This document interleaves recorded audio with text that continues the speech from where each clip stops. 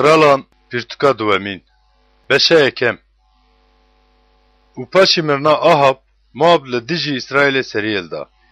û Ahazya li Samiriyê li odaya xwe yê jorîn ji şivaka bi qefes ket û nexweş bû û gotina herin û ji îlayê Ekronê bal zebû ve bipirsin. Gelo ez ê ji vê nexweşiya xwe rehet bibim şandiyan şandin. û milyaketê Xudan ji Elyasê tişbeyî re got. Rabe û bona pêşwaziya şandiyên Kralê Samiriyê derkeve û ji wan re bibêje. Qey ji ber ku li İsraîlê Xwedê nîne ku hûn derin û hûn ê ji îlayê Ekronê bal zebû ve bipirsin. û ji ber vê yekê Xudan wisa dibêje. Tu ê ji livînê ku tu çûne ser nikar be dakeve, ji ber ku mihqaq tu ê bimre û Elyas çû. û şandî vegeriyan cem qral û ew ji wan re gotin. Ma çima hûn şûnda vegeriyan û jê re gotin? Zilamek bona pêrgîniya me derket û ji me re got. Herin û ji qralê ku weşandine re vegerin û jê re bibêjin. Xudan wisa dibêje. Ma qey ji ber ku li İsraîlê Xwedê nîne te bona ku ji îlayê Ekronê bal zebû ve bipirse şandiyan şandin. Ji ber vê yekê tu ê ji livînê ku tu hilkişiyayê ser wan nikar be dakeve, ji ber ku tu ê mihqaq bimre. û ji wan re got. Yê ku derket pêrgîniya we û yê ku van gotinan ji we re got zilamekî çawa bû û jê re gotin. Zilamekî bi pirş bû û şûtikek ji çerm li pişta wî girêdayî bû. û got, ew Elyasê tişbeyî ye. û serekê pênciyekî û pêncî zilamên xwe jê re şandin. û hilkişiya cemî û avay li ser çiyar û niştî bû. û jê re got, ya zilamê Xwedê, qral dakeve got. û Elyas bersivê da û ji serekê pênciyan re got. Ger ez zilamê Xwedê bim, bila ji ezmana nagir dakeve û te û pêncî zilamê te bixwe û biqedîne. û ji ezmana nagir daket û wî û pêncî zilamê wî xwarin û qedandin. û dîsa jê re serekê pênciyekî din û pêncî zilamê xwe şandin. û bersivê da û jê re got, ya zilamê Xwedê, qral wisa dibêje, zû dakeve. û Elyas bersivê da û ji wan re got. Ger ez zilamê Xwedê bim, bila ji ezmana nagir dakeve û te û pêncî zilamê te bixwe û biqedîne. Wagirê Xwedê ji ezmanan daket û wî û pêncî zilamê wî xwarin û qedandin. û dîsa serekê pênciyekî sêwemîn û pêncî zilamê xwe jê re şandin. û serekê pênciyan yê sêwem hilkişiya û hat û li ber Elyas û ser çongên xwe xweda erdê û lava jê re kir û got. Ya zilamê Xwedê, ez rica dikim canê min û canê van pêncî qulên te bila çavên te de bi qîmet bin. Avay, ji ezmanan ve agir daket û her du serekê pênciyên ku berê hatibûn û pêncî zilamên her yekê xwar û qedandin û niha bila canê min di çavê te de bi qîmet be. û milyaketê Xudan ji Elyas re got. Tevî wî dakeve, ji wî metirse. û rabû û vî re daket cem qral û jê re got. Xudan wisa dibêje. Ma qey ji ber ku li İsraîlê Xwedayê ku tu gotina xwe jê bipirse nîne te şandiyan şandin ku ji îlayê Ekron bal zebû ve bipirsin. Ji ber vê yekê tu ê ji ser livînê ku tu hilkişiyayê da nekeve, ji ber ku tu ê mihqaq bimre. û li gora gotina Xudan ya Elyas gotibû qral mir. û ji ber ku lawê wî tune bû, yehoram li dev lawî bû qral. Ev jî di sala duemîn ya lawê Yehoşafatê qralê Cihudayê Yehoram de bû. û karên Ahazya ên li pê mane, mat pîrtuka dîrokan ya qralên İsraîlê de nenivîsandîne. Beşa duemîn.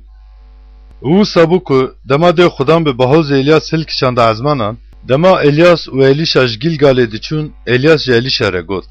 Ez rica dikim, li vir bimîne, ji ber ku Xudan min heta Beytelê şand. û Elîşa got, bona mafê Xudanê ku zindî ye û bona mafê jiyana canê te ez te bernadim.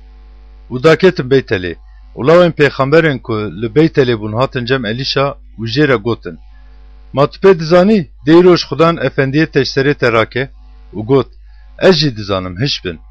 û Elyas jê re got, ya Elîşa, ez rica dikim li vir bimîne, ji ber ku Xudan min şand Erîhayê. û got, bona mafê Xudanê ku zindî ye û bona mafê jiyana canê te ez te bernadim. û hatin Erîhayê. û lawên pêxemberên ku li Erîhayê bûn nêzîkî Elîşa bûn û jê re gotin. Ma tu pê dizanî, dêroj Xudan efendiyê te ji serê te rake? û got, ez jî dizanim, hiş bin. û Elyas jê re got, ez rica dikim li vir bimîne, ji ber ku Xudan min şand Ürdünê. û got, bona mafê Xudanê ku zindî ye û bona mafê jiyana canê te ez te bernadim. û her du çûn û pêncî kes ji lawên pêxember çûn û li dûr ve li hemberî wan sekinîn û her du jî li cem Ürdünê sekinîn. û Elyas ciba xwe rahişt û êlhev da û lavê xist û av bi wî alî û li wî alî bûn du parî û her du jî derbasî cihê ziwa bûn. û wisa bû ku dema derbas bûn Elyas ji Elîşa re got, berî ku ez cem te bêm stendin, ez çi ji te re bikim bixwaze. و Elîşa got, ez rica dikim, bila ji rihê te du para min hebe. û got, te tiştekî dijwar xwest. Ger dema ez cem te bêm stendin, tu min bibîne, dê ji te re wisa be û yana yê nebe. Wisa bû ku dema û dimeşiyan û daxivîn avay erebeyek ji agir û hespên ji agir û her duyan ji ev cuda kirin û Elyas di bawozê de hilkişiya ezmanan. û Elîşa dît û bang kir, bavo, ya bavo, ereba İsraîlê û swarên wê. û êdî wî nedît û bi kincê xwe ve girt û wan çirand û kir du parî. û ciba ku ji ser Elyas veketiye raşt û şûn da vegeriya û li qeraxa Urdunê sekinî. û ciba ku ji ser Elyas veketiye raşt û lavê xist û got, Xudanê Elyas xwedê li ku derê yî? Gava wî jî lavê xist, av bi vî alî û li wî alî bûn du parî û Elîşa derbas bû. û lawên pêxemberên li Eriyayê bûn, wî ji hember ve dîtin û gotin, Ruhê Elyas bi ser Elîşa vedaket. û bona pêrgîniya wî hatin û hat ve heta erdê jê re xwar bûn. û jê re gotin, avay, li cem van qulên te pêncî zilamên dijwar hene. Em rica dikin bila herin û lefendiyê te bigerin. Dibe ku Ruhê Xudan wî rakiribe û avê tibe çiyayan çiyayekî an jî newalekî. û got, neşînin. û ew qas zorê dan wî ku şerm kir û got, bişînin. O pêncî zilamî şandin û sê rojê lê geriyan, lêbelê wî nedîtin. û vegeriyan cemî û ew bi xwe jî li Erîyayê rûdinişt û ji wan re got, ma ji we re neçin negotim. û zilamên bajêr ji Elîşa re gotin, avay, em rica dikin, cihê bajêr mîna ku efendiyê me dibîne qence, lêbelê av xerabin û erd berê xwe davêje. û got, ferawekî nû ji min re bînin û xwê têxinin dirê wê. û jê re anîn û hilkişiya çavkaniya avan û xwavê tûr û got, Xudan wisa dibêje, min van avan qenc kirin. Êdî dê ji vir mirin û za davetin nebe. û li gora gotina ku Elîşa gotiye av heta îroj qencin. û ji vir hilkişiya Beytelê û dema dirê de hildikşiya ji bajêr ve zarokên biçûk derketin û qerfên xwe wî kirin û jê re gotin, derkeve ser tasik, derkeve ser tasik. û zîvirî paşê xwe û wan dîtin û bi navê Xudan naletê li wan kirin. û ji daristanê du hirçên mê derketin û ji wan çel û du zarokî çirandin. û ji vir çû çiyayê Karmelê û ji vir jî vegeriya Samiriyê. Beşa sevemîn. û di 18 saliya Kralê Cihuda Yehoşafat de Yehoramê lawê Ahab li Samiriyê li ser İsraîlê bû kral û 12 sal kraletiyê kir. û yê ku çavê Xudan da xerabe kir, lê nemîna dayîk û bavê xwe bû. Ji ber kevrê çikandiyê Baalê ku bavê wî çêkiribû ji holê ra kir. Lêbelê bi sûcê ku Yeroboamê lawê nebat bi İsraîlê ve dayîye kirin, girêdayî ma, ji wan neqetiya. û Meşayê kralê Moabê xwedîdewar bû û tevî hiriya wê 100,000 berxik û 100,000 beran dan kralê İsraîlê. û wisa bû ku gava Ahab mir, kralê Moabê li dijî kralê İsraîlê seriyê da. û wê gavê Yehoram ji Samiriyê derket û hemûya İsraîlê ji martin. û çû û ji kralê Cihudayê Yehoşafat re bi gotina, kralê Moabê li dijî min rabû. Ma tu yê bona ku em li dijî Moabê cengê bikin, bi min re here, zilam şand. û got, ez ê derkevim, min mîna xwe behsbîne, netewa min mîna netewa xwe behsbîne, hespên min mîna hespên xwe behsbîne. û got, ma em ji kîjan rêyê ve derkevin? û got, ji rêya çola Edomê ve. û kralê İsraîlê û kralê Cihuda û kralê Edomê çûn û ji rêya Fetlanok heft roj meşiyan û bona artêşê û bona heywanên kulpê wan dahatin av tune bû. û kralê İsraîlê got, hey wax, ji ber Xudan, bona ku van her sê kralan bide destê Moabê, wan bangî cem hev kirine. û Yehoşafat got, malvir pêxembera Xudan nîne ku em bi navdîtiya wî ji Xudan bipirsin? û yek ji qulên kralê İsraîlê bersivê da û got, Elîşayê lawê Şafat li vir e. Wî avêl destê Elyas dikirin. û Yehoşafat got, gotina Xudan di wî de ye. û kralê İsraîlê û Yehoşafat û kralê Edomê daketin cem wî. û Elîşa ji kralê İsraîlê re got, ma çi yê te ji min e? Here pêxemberên bavê xwe û pêxemberên dayika xwe. û kralê İsraîlê jê re got, na, ji ber bona ku Xudan bide destê Moab, van her sê kralan bangî cem hev kirine. û Elîşa got, bona mafê Xudanê artêşa niye zindî, yê ku ez li ber sekinîme, ger ez bi xwe li xatirê kralê Cihudayê Yehoşafat nenihêrtibûma, li te nedinihêrtim û te nedidîtim.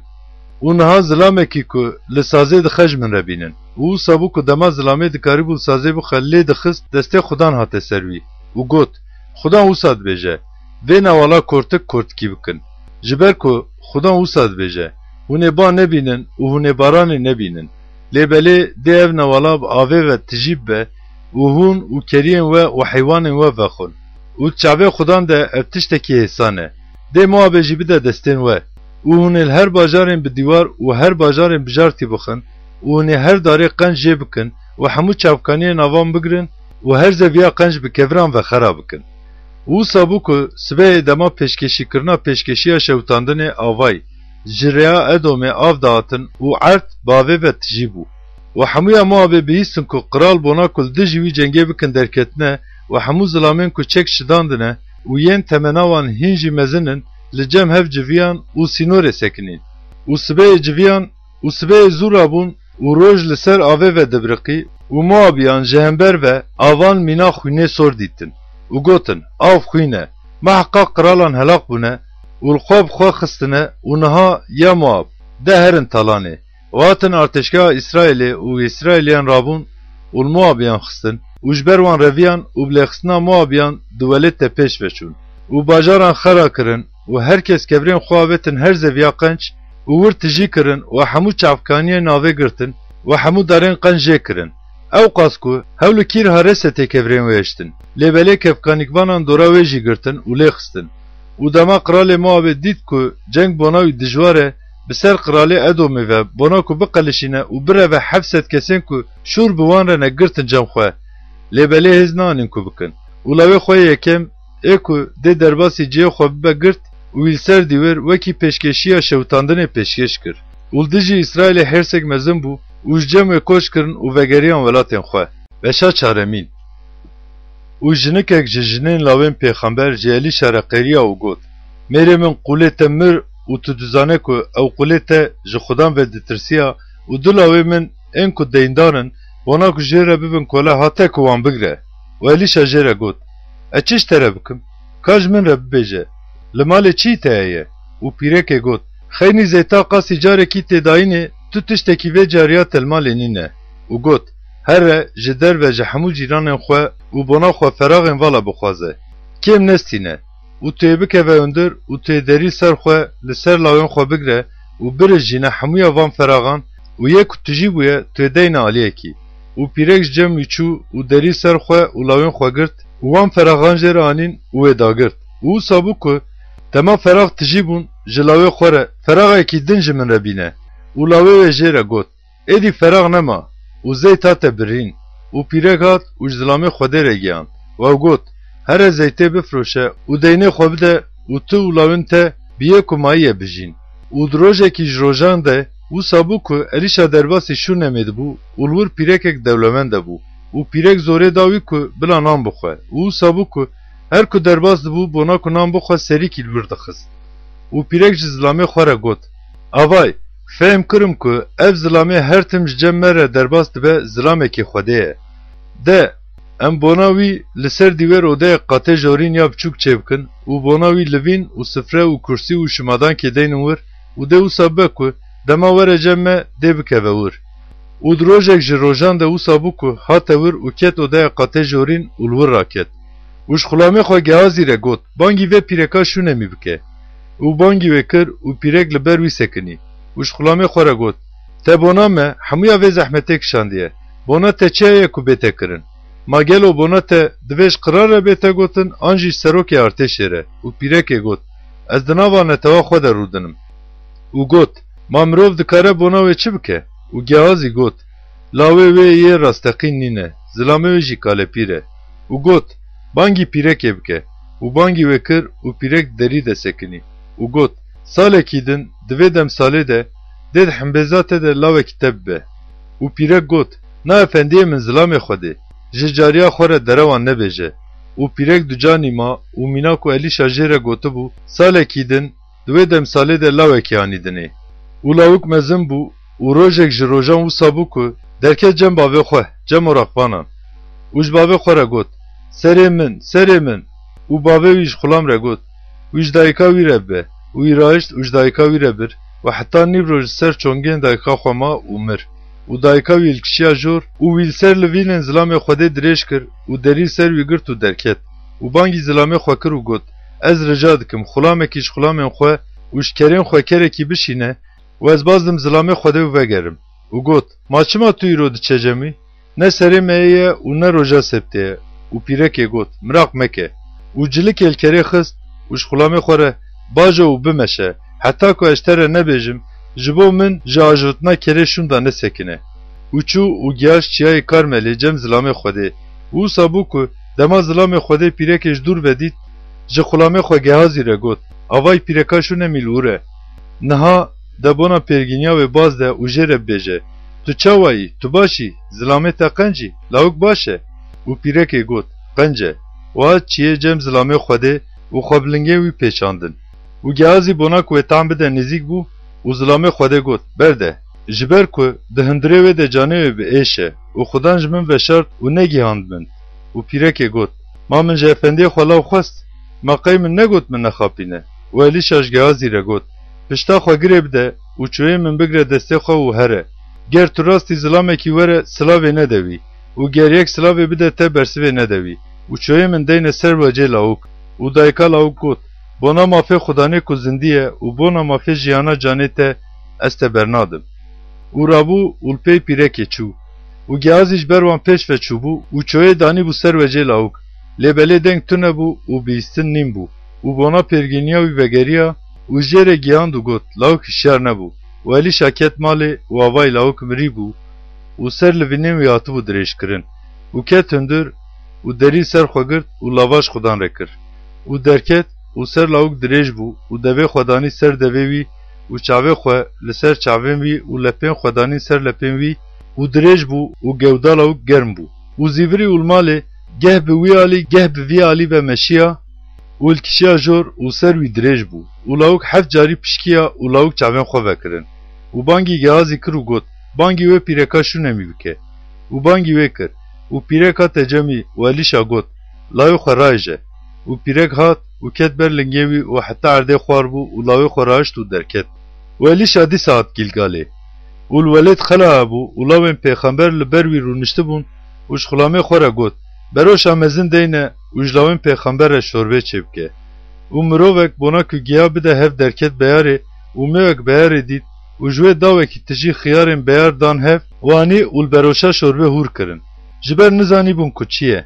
û bona ku zilaman bixwin vala kirin. Wisa bû ku dema şorbê dixwarin ew qêriyan û gotin, di beroşê de mirine ye ya zilamê Xwedê û jê nexwarin.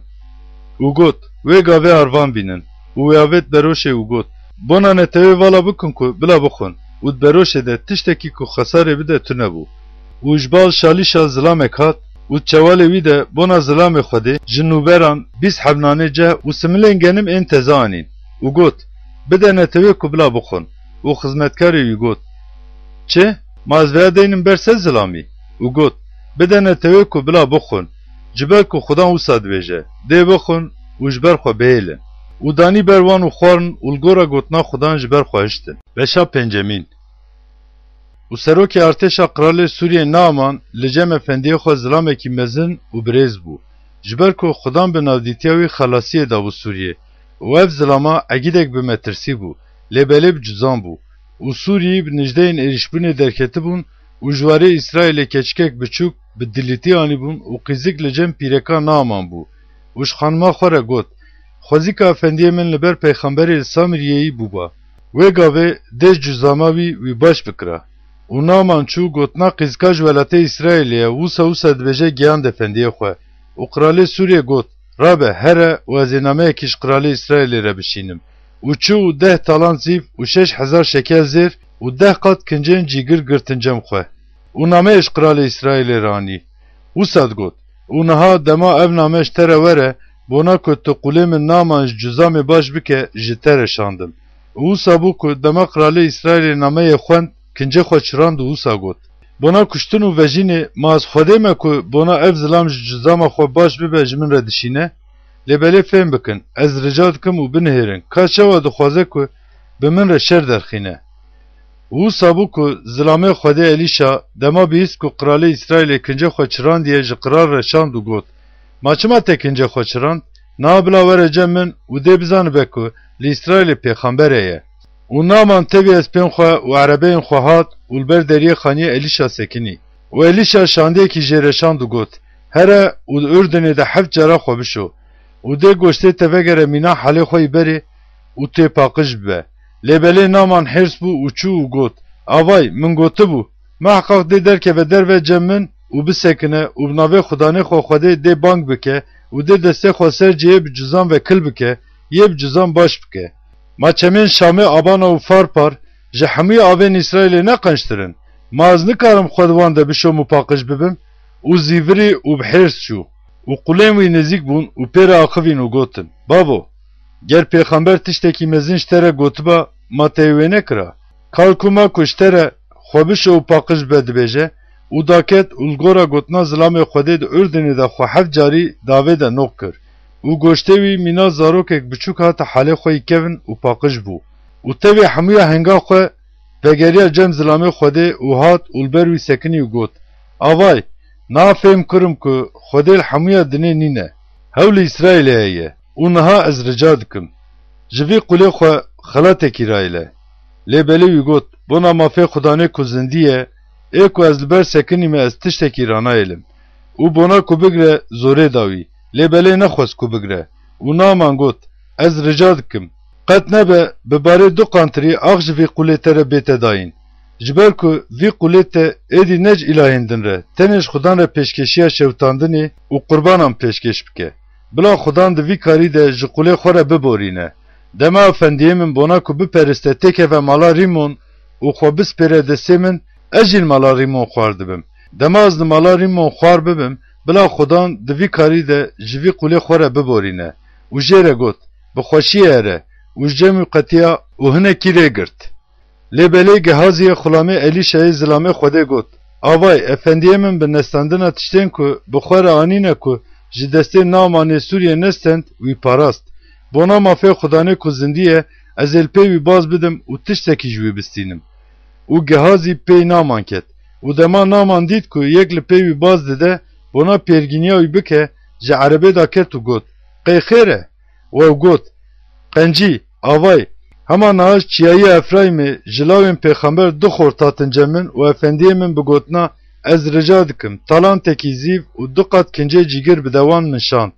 û Naman got: Ji kerema xwe du talantî bigire. û zorê da wî û dikîste du talant zîvî girê da û tevî du qat cilên cîgir dan du xulamê xwe û ji ber wî wan kişandin.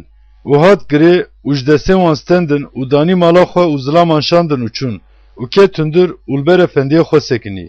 û Elîşa jê re Gehazî ji ku got? û got: Ev qulê te neçû tu derî. û jê re got: Dema bona ku pêrgîniya te bike, ew zilam ji erebe xwe vegeriya, ma qey dilê min tevî te neçû. Ma dema standina zîv û kinc û zeytûnan û rezan û mîhan û ganêran û dîlan û cariyan e. Ji ber vê yekê dê cuzama Naman bi te û bi nijada te ve abadîn bizeliqe. û ji ber wî mîna berfê bi cuzan derket. Beşa şeşemîn. û lawên pêxember ji Elîşa re gotin: Avay, cihê ku niha min li ber te rûdinin bona me teng e. Em rica dikin em herin Ürdünê û ji wir bona me her yekî stûnekê raêlin û bona ku em tê de rûnin li wir ji xwe re cih çê bikin. û got herin. û yekî got: Keremê bike, ez rica dikim, tevî van qulên xwe were. û got: Ez ê werim. û tevî wan çû û dema gehaştin Ürdünê daran jê kirin. û dema yekî darekî dibiriya hesnê bi vir ket avê û ban kir û got: Hey wax efendiyê min, bi deynî re aştibûm. û zilamê Xwedê got: Kete ku? û cî nîşanî wî da. û darekî jê kir û avê tur û esin derket ser rûyê avê û got: Wê rake. û destê xwe dirêj kir û wê raişt. û qiralê Sûrî li hember İsraîlê ceng dikir û bi qulê xwe re şêwirîn û got: Ez ê filan cihî artêşgehê deynim. û zilamê Xwedê ji qiralê İsraîlê re şand û got: Ji wî cihî derbasbûna xwe biparêze, ji ber ku yên Sûriyî dadkevin wir. Qiralê İsraîlê zilam şand cihê ku zilamê Xwedê jê re gotibû û bona ku xwe ji wir biparêze jê re gotibû û li wir xwe parast, ne carekî ne du carî. û ser vî karî dilê qiralê Sûriyê zaf kete tengasiyê û bangî qulên xwe kirin û ji wan re gotin: Majmeyê ku alîkarê qiralê İsraîlê kî ye? Qey hûn ê ji min re nebêjin. û ji qulên wî yekî got: Newse efendiyê min qiral. Tenê pêxember Elîşa yê ku li İsraîlê ye gotinên ku te di odaya xwe yî raketinê de gotine digihîna qiralê İsraîlê. û got: Herin binêrine li ku dereyî, bişînim ku wî bigirim. û gotina: Avay, li Dotanê jê re hate giyandin. û و اسپان و عربین جنگی و گلکی لشکران شاندن ور و شویاتن و دورو برا باجر گرتن و خدمتکار اسلام خود زورا بو و درکت و آوای لدورا باجر لشکر و حسب و عربه بون و خلامه وی جره گوت هیوا خفندی من امه چا بکن لبلی وی گوت مترسه جبر کو یم بمرنه جیون کو بوان رنه زیده ترن و الیشا لاوا کرو گوت یا خدان از رجا دکم چاوین وی وکه کو بلا ببینه خدان جی چاوه خلام وکرن و دی تو آوای لدورا الیشا به حسب و عربه این آگر ین چیا تجیبون و جره داکتن و الیشا لاواش خدان را کرو گوت از رجا دکم به قربون الوی نتوی بخه اولگورا گوتنا الیشا بکورتی الوان خستن و الیشا جوان را گوتن ری نه اوه باجار جی نه اوه لپیمون ورن که از وببم جم زلامن که خونله دیگرن و انبرن سامیریه و سابو که دما وکتن سامیریه الیشا گوت یا خدان چاوین وانا وکه که بلا ببینن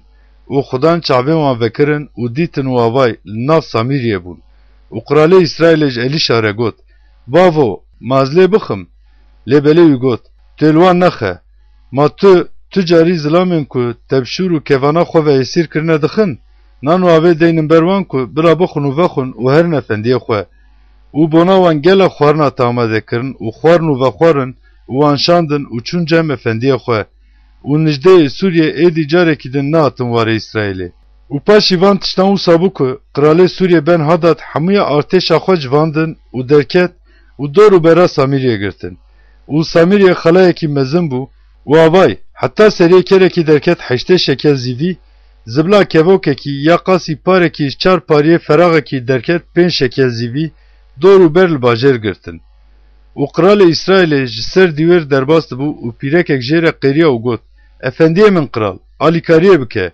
لبلی گوت ما خدان آلیکاریه اشتره نکه کازش کو آلیکاریه بتره بکم جبندر آنجیج محسره و قرال جیره گوت چی تایه و گوت و پیرکا جمن را گوتو بو کالاوی خوب من ده امی روش بخون و ملاوی من جی سبه بخون و ملاوی من پجاند و یخوارن و دوترا روژه جیره گوتم تلاوی خوب ده که اموی بخون لبله و لاوی خوب شرط و سابو که دما قرال گوتنه پیرکی بیستن کنجه خوچراند اوش سر دیور و درباست بو و نتوه دیتن و آوای جهندر و دسر بدناوی ده جلکه که بو و گوت گر ایروش سری الیشای لاوی شفات لسر وی بمینه بلا خوده یا اوسا و هنجی زده تر به من را بکه و الیشاد مالا خوده رونشته بو و کالپیر تبیوی رو دنشتن و قرال جی پیشیا خو زلام کشاند لبله بری کشاندی و رجمی الیشاش کالپیران را گوتن ما اون دبینن بنا که سرین بسینه چاوا اولاوی قصاص زلام شاند بنرن دما شاندی وره دری بگرن و بدری ویتام بدن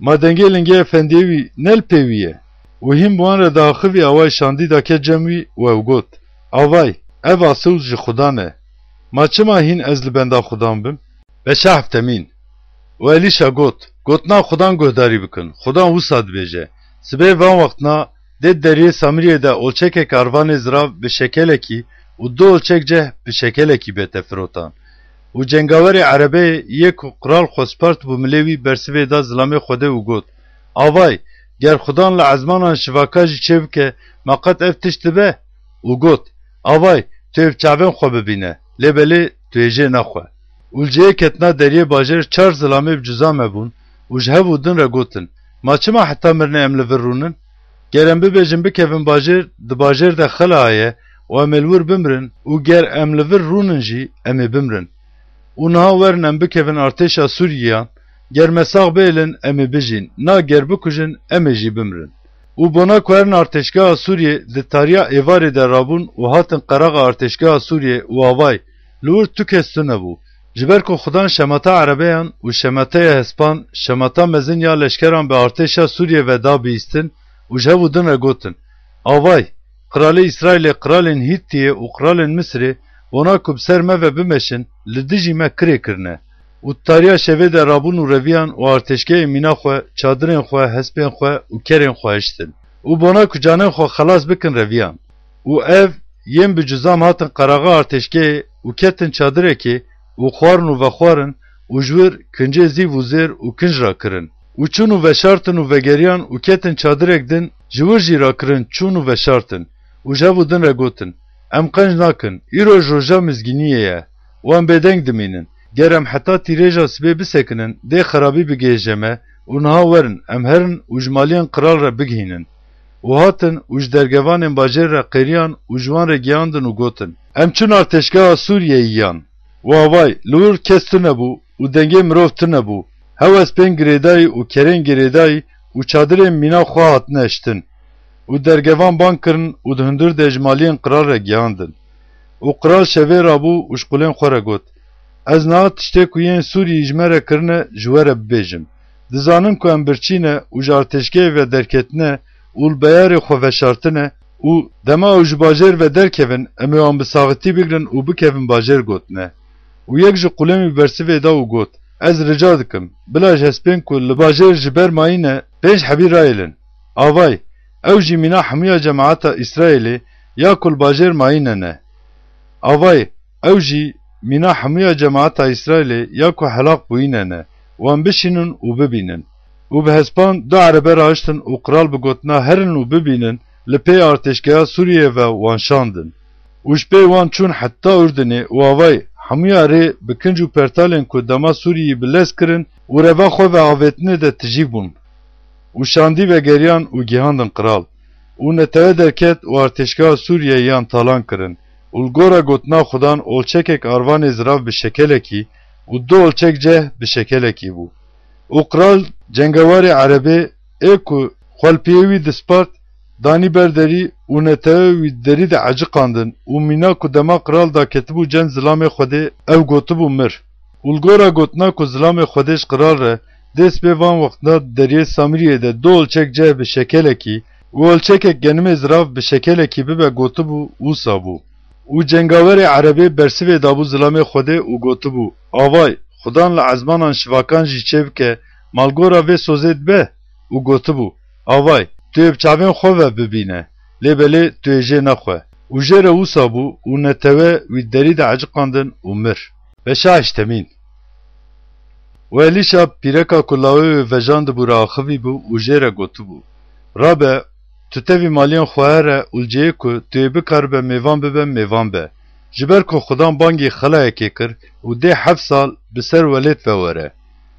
û pîrek rabû û li gora gotina zilamê Xwedê kir û tevî maliyên xwe çû û li welatê Filîstiyan 7 sal mêvan bû. û paşê 7 salî wisa bû ku pîrek ji welatê Filîstiyan vegeriya û bona ji bo mala xwe û ji bo zeviya xwe hewarê bike derket cem qiral. û qiral bi gotina: De hemû karên mezin ên ku Elîşa kirine ji min re bibêje. Bi xulamê zilamê Xwedê gehazî re diaxivî. Wisa bû ku dema kirina wî ya mirî vejandiye ji qiral re digot: Avay pîreka ku lawê wê vejandiye bona mala xwe û bona zeviya xwe ji qiral re hewar û feryadan kir. û gehazî got: Efendiyê min qiral ew pîreka ev e. Lawê wê ê ku Elîşa wî vejandiye jî ev e. û dema qiral ji pîrekê re pirsî jê re got. û qiral axayekî xesandî da wê û got: Her tiştên wê û berê zeviyê wê ya ji roja ku welat berdaye heta niha çi beşûn da bide. û Elîşa hate Şamê û qiralê Sûriyê ben hadad nexweş bû û bi gotina zilamê Xwedê hate vir jê re gihandin. û qiral ji Hazayê re got: Xelatekê bigire destê xwe û here. Pêrgîniya zilamê Xwedê bike û bi gotina gelo ez ê ji vê nexweşiyê qenc bibim bi navdîtiya wî ji xudan re bipirse. û Hazayê bona pêrgîniya wî çû û ji hemû tiştên qenc ên Şamê çel barê devê xelat girtin cem xwe û hat û li ber wî sekinî û got: Qiralê Sûriyê lawê te ben hadad bi gotina gelo ez ê ji vê nexweşiyê qenc bibim min ji te re şand. û Elîşa jê re got: Here jê re bibêje tu yê meheqa qenc bibe. Lêbelê xudan nîşanî min da ku dê meheqaq ew ê bimre. û we jê xwe zeximand û heta ku ew aciz bû çavê xwe bi wî ve beliqand û zilamê Xwedê giriya. û Hazayê got: Ma efendiyê min çima digirî? û got: Ji ber ku ez bi xerabiya ku tu yê bilawên İsraîl re bike dizanim. Tu yê agir bi bircên wan bixe û xortên wanî bijartî bi şûr ve bikujin û tu yê zarokên wan li kevran bixe û zikên pîrekên wanî ducanî biqelişîne. û Hazayê got: Ma ev qulê te yê kûçik çi ye ku vî tiştê mezin bike? û Elîşa got: Xudan nîşanî min da ku tu yê ser Sûriyê bibe qiral. û cem Elîşa çû û hat cem efendiyê xwe û qiral jê re got: Elîşa ji te re got çi? û got: Meheqaq tu yê baş bibe. Bêya ji min re got. û dotira rojê wisa bû ku rûberê rahişt u davede dakir u ser vecevi ve raxist u Ömer u devlavi Hazael bu kral. U sala pencanya krali İsrail'e yorame lave Ahab'te ve gave Yehoşafat krali Cuhuda bu. Yehorame lave Yehoşafat le Cuhuda'yı bu kral. Gava bu kral 32 sali bu. Ul Orşelim'e 8 sal kraletiye kir. U mina kumala Ahab kiribu ev jidreya kralin İsrail'e demeşiya. Jiber ku pirekavi qiza Ahab bu. U ye ku çave xudan da xarabe kir. Lebelel gora ku xudan vaat kiriye ku ded hemû rojên wan de qendîlekê bide Dawud û lawên wî bona xatirê qulê xwe Dawud nexwest ku Cuhudayê helak bike. Di rojên wî de Edom seriyê da û ji bin destê Cuhuda derket û qiralekî li ser xwe danîn. û tevê hemû erebeyên cengê Yoram derbasî Tisayê ra bû û şevê ra bû û li Edomiyên ku dor lê girtine û serokên erebeyan xistin û netewe reviyan çadiran. Bi vî awayî Edom seriyê da heta îroj ji bin destê Cuhuda derketiye.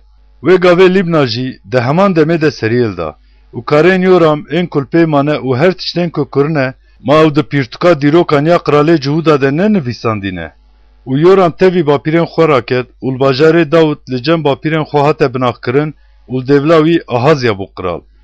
û sala 12 ya qiralê İsrailê Yoramê lawê Ahab de Ahazyayê lawê Yehoramê qiralê Cuhudayê bû qiral. Gava Ahazya bû qiral 22 salî bû û li Orşelîmê salekî qiraletiyê kir û navê dayika wî Atalyaya qiza Omriya qiralê İsrailê bû. û dirêya mala Ahab de meşiya û mîna Ahab yê ku çavê xudan de xerabe kir.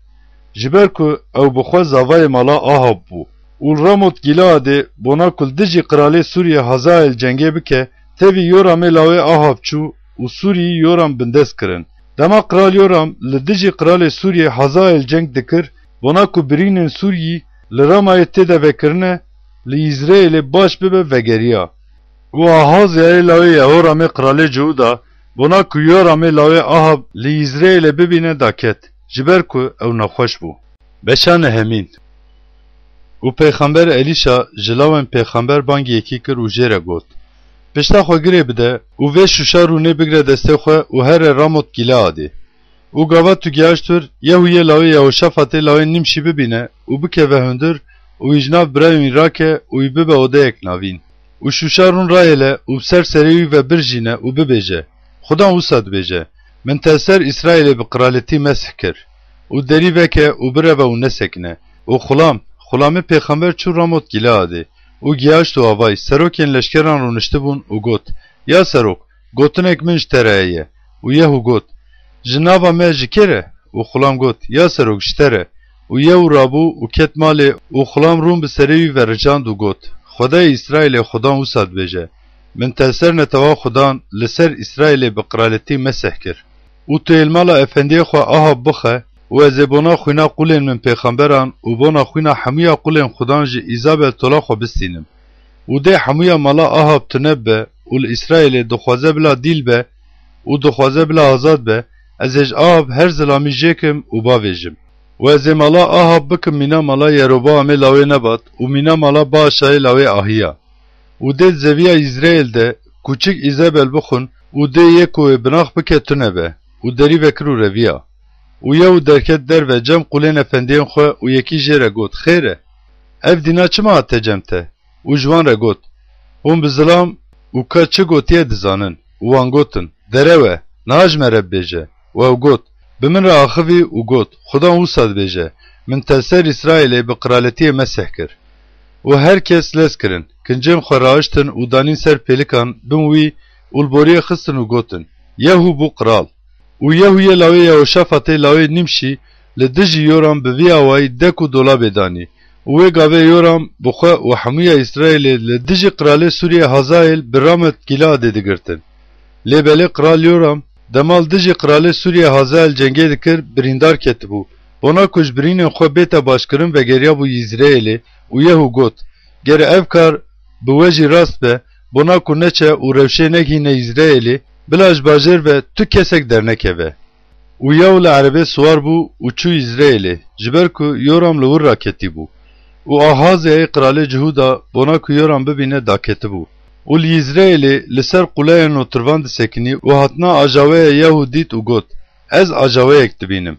û Yoram got: Swarekî rayele û bona pêrgîniya wan bişîne û bila bibêje: Gelo xêr e. û zilamekî li hespê swarbûyî bona pêrgîniya wî çû û got: Qral got na gelo xêr e dipirse. û yew got: Ji xêrê çi ji te re? Derbasî paşê min bibe. û notirvan gihand û got: Şandî gihaşt wan, lê belê şûnda ve nagere.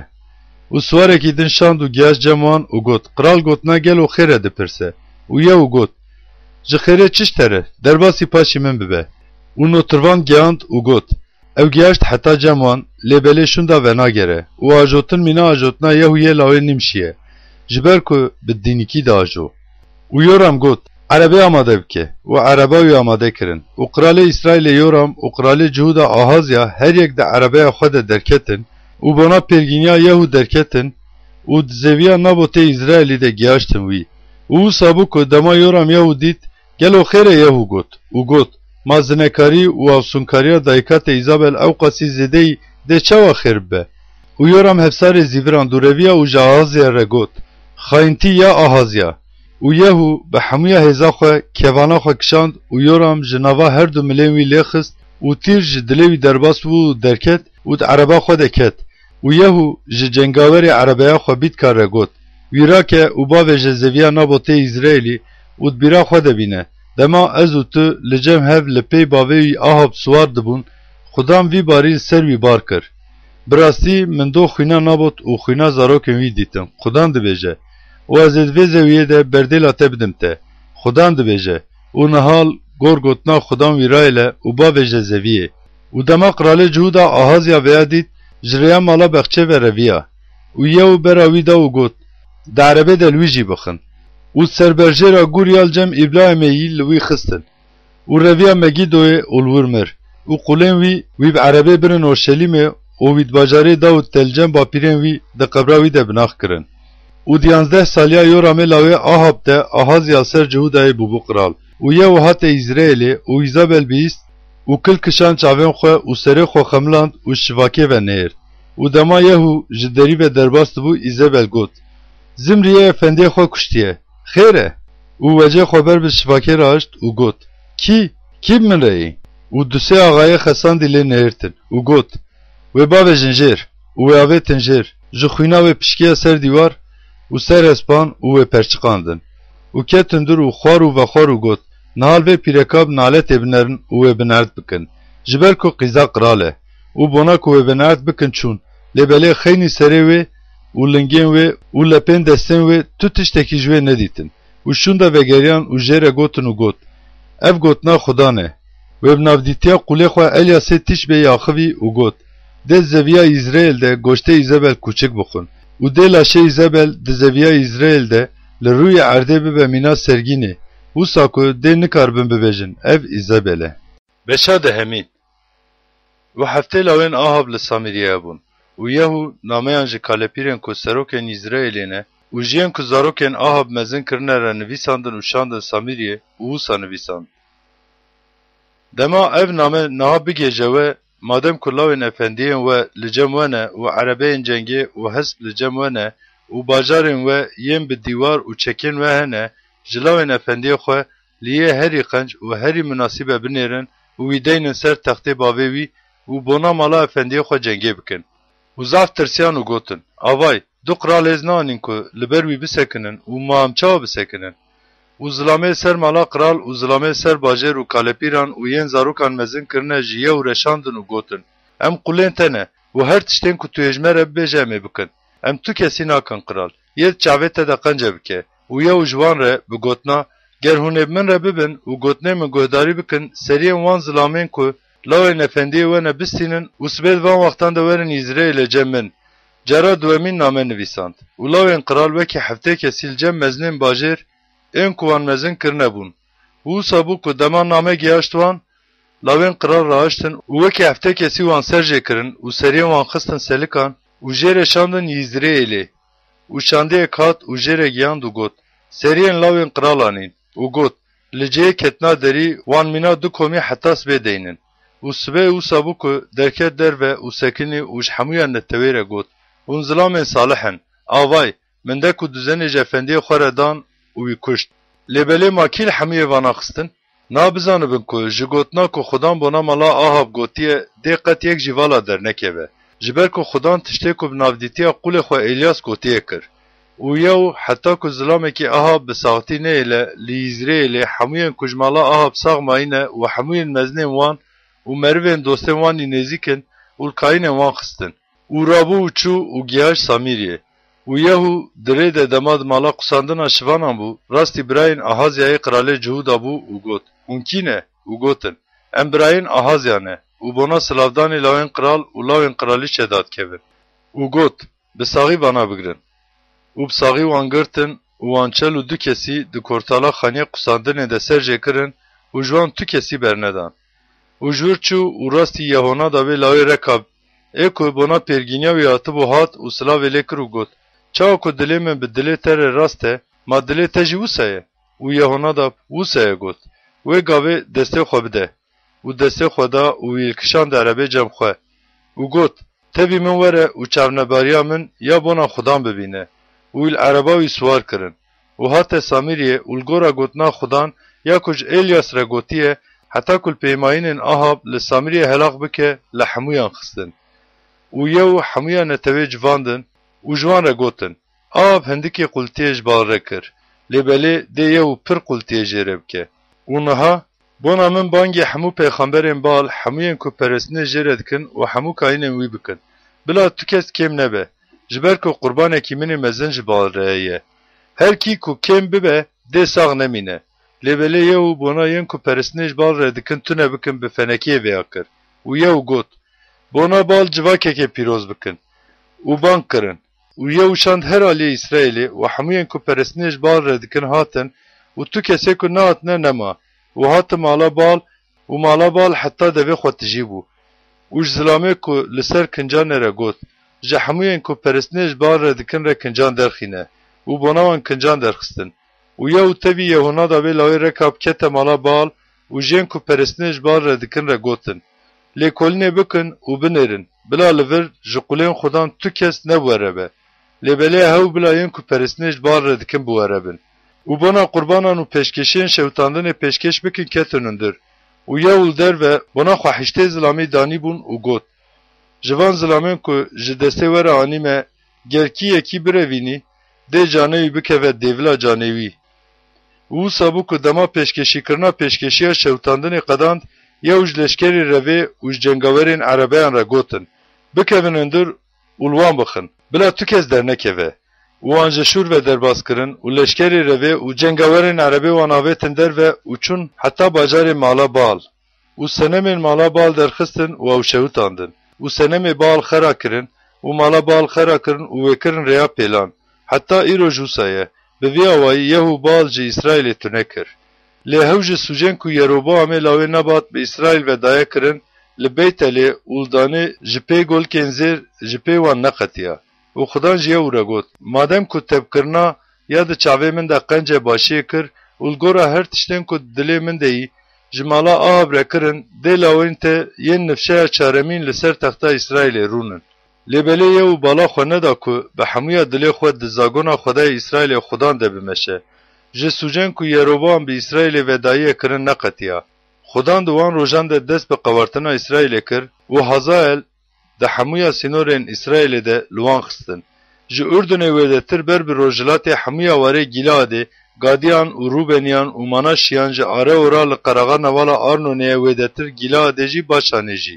û karên yehu ên kulpê mane û her tiştên ku kirine, hemûya hêza wî ma û di pîrtuka dîrokan ya qiralên İsraîlê de nenivîsandîne. û yew tevî bapîrên xwe raketin û wî li Samîryê binax kirin. û li devla wî lawê wî Yehoahaz bû qiral. û rojên ku yew li Samîryê li ser İsraîlê qiraletiyê kirin 28 sal bûn. Beşeyan zdan. û dema Atalyaya dayika Ahazya dît ku lawê mir rabû û hemûya netewa qiral tune kirin. Lêbelê qîza qiral Yoram û xuşka Ahazya yewo şeba, ji nav lawên qiral ên ku tên kuştin yo eşê lawê Ahazya wî û pîrika wî raişt û dizîn û wan danîn odaya livînan û wî ji Atalya veşartin û vê awayî nehat kuştin. û 6 sal bi dizîka mala Xudan tevî wî bû û Atalya li ser Welêt qiralîçetiyê dikir. û sala heftan de Yehoyada şand û fermandarên kariyan û leşkerê revê anîn û wan anîn hundirê mala Xudan û wan re peymanê danîn û di mala Xudan de bi wan sondê da xwarin û lawê qiral nîşanî wan da. û amir da wan û got: Tiştek û hûn ê bikin ev e. Di roja sebtê de ji sê kesên we kesek dê nûtirvaniya mala qiral bigirin û ji sisiyan yek dê deriyê Sûrê de bin û ji sisiyan yek dê deriyê ku li paş leşkerê revêyê de bin. Bi vî awayî bona ku nekevin hundirê xanî, hûn ê nûtirvaniya xanî bigirin. û du liqên we hemûyên ku di roja sebtê de derketine dê nûtirvaniya mala Xudan li der û dora qiral bigirin. û dê çekê her kesî di destê wî de be û dor û berê mala qiral bigirin û yê ku têkeve refan bibe bila bête kuştin û dema qiral bikeve û derkeve bi wî re bibin. û fermandaran mîna her tiştî emir dayîna Kaîn Yehoya da kirin û her yek zilamên xwe ên ku roja sebtê ketine û roja sebtê derketine girtin û hatin cem Kaîn Yehoya da. û kahîn Rim û mertelên Kral Dawud ên ku li mala Xudanên dan fermandaran. û leşkerê revê ji aliyê rastê xanî heta aliyê çepê li cem pêşkeşîgehê û xanî li dor û berên qiral herkes çekên xwe di destê xwe de sekinîn. û Kaîn lawê qiral derxist û tajê danî serserê wî û şehdeyiyê da wî û wî kirin qiral û wî mes kirin û li çepka xistin û bi gotina bijî qiral bang kirin. û dema Atalya şemataya leşkerê revê û netewê bihîstin, hate mala Xudan cem netewê û nihêrt û avay qiral li gor û silê li cem stûnê sekinî bû û fermandar û borî li cem qiral bûn û netewa hemû welatî kêfxweş dibûn û borî de hatin lêxistin. û Atalya kincê xwe çirand û qêriya: Xayîntî, xayîntî! û Kaîn Yehoya da emir da fermandarên ku li ser leşkeran hatine danîn û ji wan re gotin: Wê ji nava refan derxînin û yê ku li pê wê werin bişûr ve bikujin, ji ber ku Kaîn bila di mala Xudan de neyê kuştin got. û rê jê re vekirin û ji rêya cihê ku bona ketina hespan bû çû mala qiral û li wir hate kuştin. û Yehoya da di nava Xudan û qiral û netewê de bona ku bila bibin netewa Xudan peymanê danî. Di nava qiral û netewê de jî peymanê danî. û hemûya netewê welê çûn mala Baal û wê xera kirin. Pêşkeşîgehên wê û putên wê perçe perçe kirin û mat tenê ku Kaînê Baalê li ber pêşkeşîgehan kuştin. û Kaîn karmendan danî ser mala Xudan. û fermandaran û kariyan û leşkerê revê û netewa hemûya welêt girtin û qiral ji mala Xudan da xistin û ji rêya deriyê leşkerên revê ve hatin mala qiral û ser texta qiralan rûnişt û netewa hemûya welêt kêfxweş bû û bajar bêdeng bû û Atalya mala qiral bişûr ve kuştibûn. Dema Yehoaş bû qiral 7 salî bû. Beşa 12 û di sala heftemîn ya Yehûdê Yehoaş bû qiral û li Orşelîmê 40 sal qiraletiyê kir û dayika wî ji berşeba bû û navê wê Tisîbya bû. û Yehoaş di hemû rojên xwe de heta ku Kaîn Yehoya da fêrî wî kir ya ku di çavê Xudan de rastê kir. Lê cihên bilind nehatin rakirin. Netewê hîn li cihên bilind qurbanan serjê dikirin û bi xurê dişewitandin.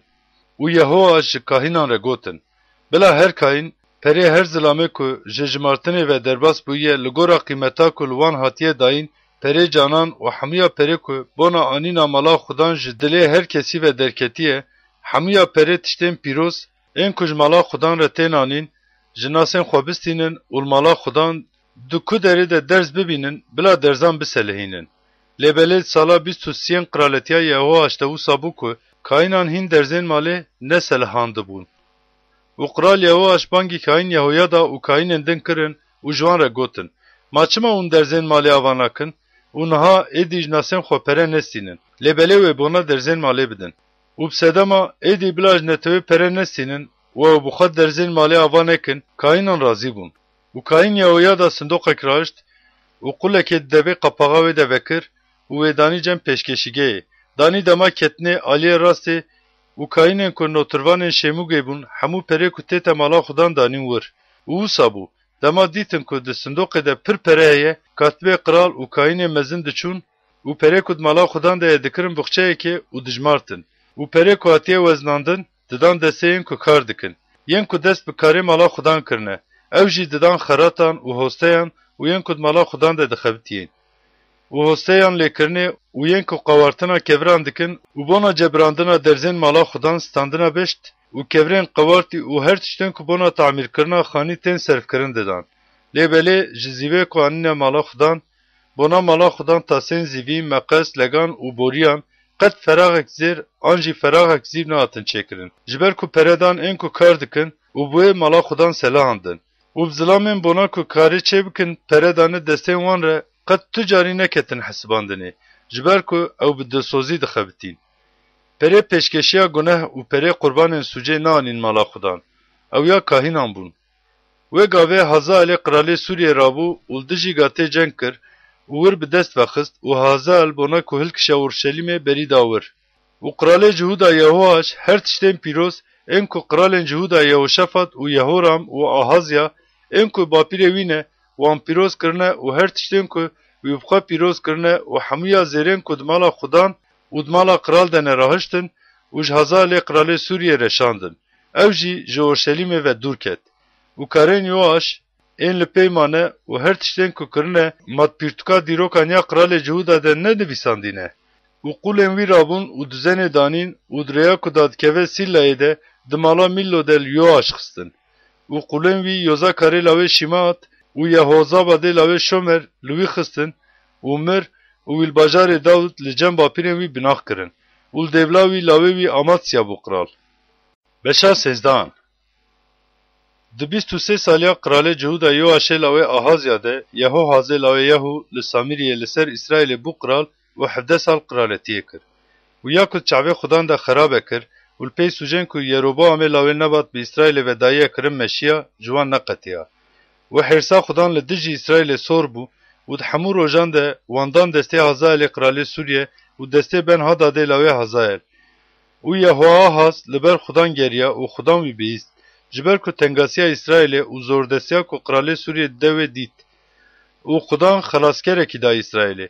û ji bin destê Sûriye derketin û lawên İsraîl mîna berê di çadırên xwe de rûniştin. Lê belêj sûcên ku mala Yeroboam bi İsraîlê ve dayiye kirin neqetiyan, di wan de meşiyan û Aşera di Samiriyê de çıkan dîma. Ji ber ku xeynî pêncî siwarî û 10 erebeyên cengê û 10,000 peyayî ji netewê tu kesî ji Yeho Ahaz re nehiştin. Ji ber ku qiralê Sûriye wan tune kiribûn û wan kiribûn mîna toza cercerê. û karên Yeho Ahaz ên li peymane û her tiştên ku kiribûn û hêza wî matpîrtuka dîrokan ya qiralên İsraîlê de nenivîsandîne. û Yeho Ahaz tevî bapîrên xwe raket û wî li Samiriyê binax kirin û li devla wî lawê wî Yoaş bû qiral. Di sala 37 ya qiralê Cihuda Yoaş de Yehoaşê lawê Yehoahaz li Samiriyê li ser İsraîlê bû qiral û 16 sal qiraletiyê kir. û ya ku çavê Xudan de xerabe kir û li pey hemû sûcên ku Yeroboamê lawê nebat bi İsraîlê ve dayiye kirin neqetiya. Di wan de meşiya. û karên Yoaş ên li peymane û her tiştên ku kirine û hêza wî ya li dijî cenga ku bi qiralê Cihudan Amasya re kirine matpîrtuka dîrokan ya qiralê İsraîlê de nenivîsandîne. û Yoaş tevî bapîrên xwe raket û Yeroboam li texta wî rûnişt û Yoaş li Samiriyê tevî qiralên İsraîlê hate binax kirin. û Elîşa nexweş ket û dev vê nexweşiyê bimra û qiralê İsraîlê Yoaş daket cem wî û ser wecê wî giriya û got: Bavo, ya bavo, ereba İsraîlê û siwarên wî. û Elîşa jê re got: Kevanekê û tîran rahêje. û ji xwe re kevanekê û tîran rahiştin. û ji qiralê İsraîlê re got: Destê xwe deyne ser kevanê û destê xwe danî. û Elîşa destê xwe danî ser destên qiral. û got: Şivakal aliyê rojhilatê veke û vekir. û Elîşa tîrê bavêje. û avêt. û got: Tîra Xudan ya xelasiyê li dijî Sûriye tîra xelasiyê yî. Ji ber heta ku tu Sûriyeyan biqedînî, tu êl afekê li wan bixe. û got: Tîran raêle û rahişt. û ji qiralê İsraîlê re got: Li erdê bixe. û sê carî li erdê xist. û zilamê Xwedê li dijî wî hers bû û got: Divê te 5 an jî 6 carî lê bixista. Wê gavê heta ku te Sûriye biqedanda, te êl wan bixista. Lê belê niha tu yê sê carî li Sûriye bixî. û Elîşa mir û wî binax kirin. û nijdeyên Moabê di seriyên salan de êrişî welat dikirin. û wisa bû ku dema zilam binax dikirin avay, nijdeyekî dîtin û wî zilamê avêtin gora Elîşa û dema zilam ket û bi hestiyên Elîşa ket, vejiya û ser pêlên xwe rabû. û di hemû rojên Yehoahaz de qiralê Sûriye Hazael zorê da İsraîlê. Lê belê Xudan ji ber peymana xwe Yakub, İbrahîm, İshak û Yaqûb re daniye, xêrê wan re kir û heyfa wî li wan hat û berî da wan û nexwest ku wan helak bike û heta niha wan ji ber wecê xwe ve neavêt. û qiralê Sûriye Hazael mir û devla wî lawê wî Ben Hadad bû qiral. û bavê wî ji destê Yehoahaz bajarên ku Hazael bi cengê girtibûn, Yehoaşê lawê Yehoahaz ji destê Ben Hadadê lawê Hazael stendin. Yoaş sê carî lêxistin û bajarên İsraîlê şûn da girtin. Beşa çardahan. Di 2 saliya Kralê İsraîlê Yoaşê lawê Yehoahaz de Amasyayê lawê Yoaşê Kralê Cihuda bû kral.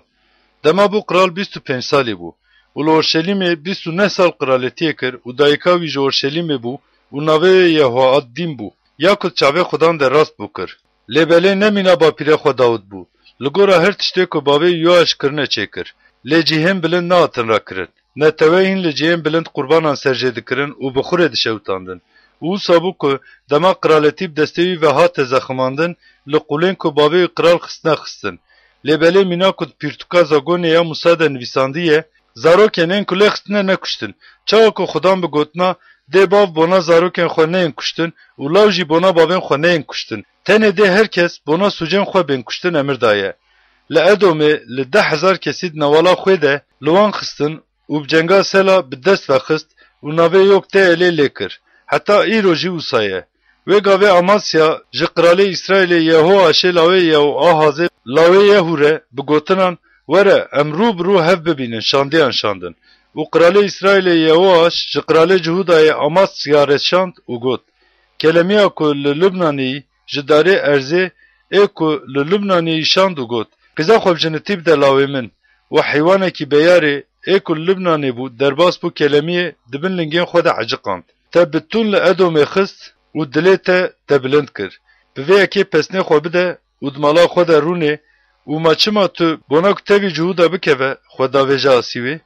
Lê belê Amasya guhdarî nekir û Kralê İsraîlê Yehoaş derket û ew û Kralê Cihuda Amasya li bajarê Beyt Şemeşa Cihustanê rû bi rû hev dîtin. û Cihuda li ber İsraîlê xera bû û herkes reviyan çadırên xwe.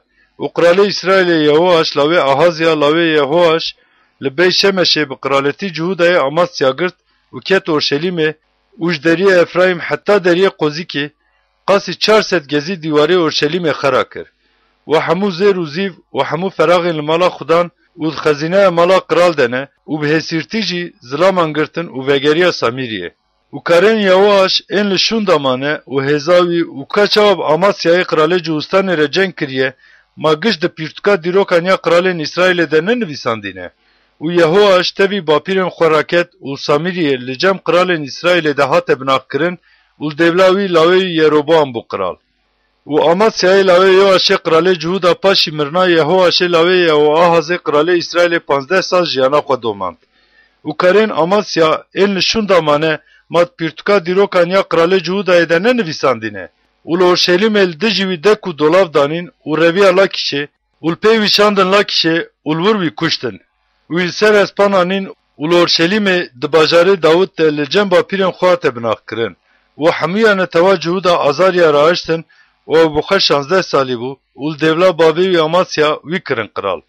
Bajarê Elatê ava kir û paşî ku bavê wî tevî bapîrên xwe yî qiral raketin wî vegeran Cihudayê. Di 15 saliya Kralê Cihuda Amasyayê lawê Yoaş de Yeroboamê lawê Yoaşê Kralê İsraîlê li Samîriyê bû qiral û 41 sal qiraletiyê kir. û yek ku çavê Xudan de xirabe kir. Ji hemû sûcên ku Yeroboamê lawê nebat bi İsraîlê vedayîne kirin neqetiya. Li gora gotina Xwedayê İsraîlê Xudan bi navdîtiya qûlê xwe pêxember Yunusê ku lawê Amîttayê ger heferiye gotibû ji cihê ketina Hamatê heta çemê Arabayê ê ku heta sînora İsraîlê stendiye ev e. Ji ber ku Xudan ketina İsraîlê ya ku gelekî bijane dît. Dixwaze bila dîl be an jî azad be tu kes nemabû û kesî ku alîkariye bi İsraîlê ve bike tune bû. û Xudan ez ê navê İsraîlê ji bin ezmanan ve paqij bikim negot û wan bi destê Yeroboamê lawê Yoaş ve xilas kirin. û karên Yeroboam ên li şûn da mayîne û her tiştên ku kirine û hêza wî û ka çawa cengê kiriye û çawa şûn da stendina Şamê û Hamataya Cihuda ji İsraîlê re stendiye, mat pîrtuka dîrokan ya Kralên İsraîlê de nenivîsandiye. û Yeroboam tevî bapîrên xwe bi Kralên İsraîlê re raket. û li devla wî lawê wî Zekeriya bû qiral. Beşa 15. Di 27 saliya Yeroboamê Kralê İsraîlê de Azaryayê lawê Kralê Cihudayê Amasya bû qiral. Dema bû qiral 16 salî bû û li Orşelîmê 52 sal qiraletiyê kir û dayîka wî ji Orşelîmê bû û navê Yekolya bû. Li gora her tiştê ku bavê wî Amasya çêkirine, tiştê ku çavê Xudan de rastin çêkir. Hew cihên bilind nehatin rakirin. Netewê hîn li cihên bilind qurbanan jê dikirin û bi xurê dişewitandin. و خدان لقرال خست و حتی روژا مرنا خو بجوزان بو و دخانیه کی دن در رو دنشت. و لاوی قرال یوتام سروری جنتوا ولت ردکر و سر مالا قرال بو. و کارین آزاریا این لشوندا ماینه و هر تشتین که کرنه آوای ماد پیرتکا دیروکانیا قرالین جهودای در ننویساندینه. و آزاریا تاوی باپیرن خوراکت و الجم باپیرن وی دباجاری داوود تبناق کرن. و الدولاوی لاوی یوتام بو قرال. و 38 سالیا قراله جهودای آزاریا ده زکریای لاوی یروبام لسامیریه 6 ماه قرالتی سر اسرائیل کر. و مینا کو باپیرن وی کرنه یا کو چاوه خدان ده خرابه کر. جسوجن کو یروبام لاوی نبات به اسرائیل ردایه کرن نقطیا. و شالو ملاوی بش لدجوی دوزن دانی و البرنه طویل وی خست وی کشت و الدولاوی بو قرال. و کارین زکریا این لشون دا ماینه آوای ده پیرتکا دیروکان یا قرالین اسرائیل ده نویسان دینه. گوتنا کو خدان جیه هوره ده لاوین ته ین نفشه تی چارمین سر تختا اسرائیل و رونن گوتیه اوه او سابو. دسی و نه سالیا قراله جهودا او زیاده شالو ملاوی بش بو قرال. و السامیریه بیکه ماسی مهکی قرالتیه کر. و منا همه لاوی گادی جتیر سایه درکت و هات سامیریه و السامیریه لشالو ملاوی بشخست و یکشت و الدولاوی بو قرال. و کارن شالوم این لشون دا ماینه و دکو دولابا کو دانیه آوای ده پیرتکا دیروکانیا قرالین اسرائیل ده نویسان دیه. و گاوه منا هم تیف ساهه و حموین کل ورن و جتیر سایه ده لسینورن وخستن. جبر کو جره و نکربون. بو وی که لخست و زکین حمو پیرکن دجانی ین لورن قلشاندن. دسی و نه سالیا قراله جهودای آزاریا ده منا همه لاوه گادی لسر اسرائیل بو قرال و سامیری 10 سال قرالتیه کر. و یا کل چاوه خودان ده خرابه کر. جسوجن که یروبا همه لاوه نباد پی اسرائیل و دایه کرن ده حموی روژن خود نقطیا. قرال آسور پول بسر ولد و مشیا و بنا که قرالتیه بدسته خواه و بزخمینه دسته پول پیره و منا هم 10,000 تالانت زیو داوی. منا هم بونا کو وی زیوی بده قراله آشوره لسر اسرائیل مینا کل سری ظلامه کی 5 شکل زیو به لحمو ظلام خورت و دولمند و باجه دانی. و قراله آشوره شونده وگریا اولور لولت و نسکنی. و کرم منا هم این لشونده ماینه و هر تشتن کو کرنه مات پیرتکا دیروکانیا قراله اسرائیل ده ننویساندینه. و منا هم تبی باپیرن خوراکت و دولاوی لاوی پکاهیا بو قرال. ده 5 سالیا قراله جهودای آزاریا ده پکاهیای لاوی منا هم لسر اسرائیل بو قرال و 2 سال قرالتیه کر.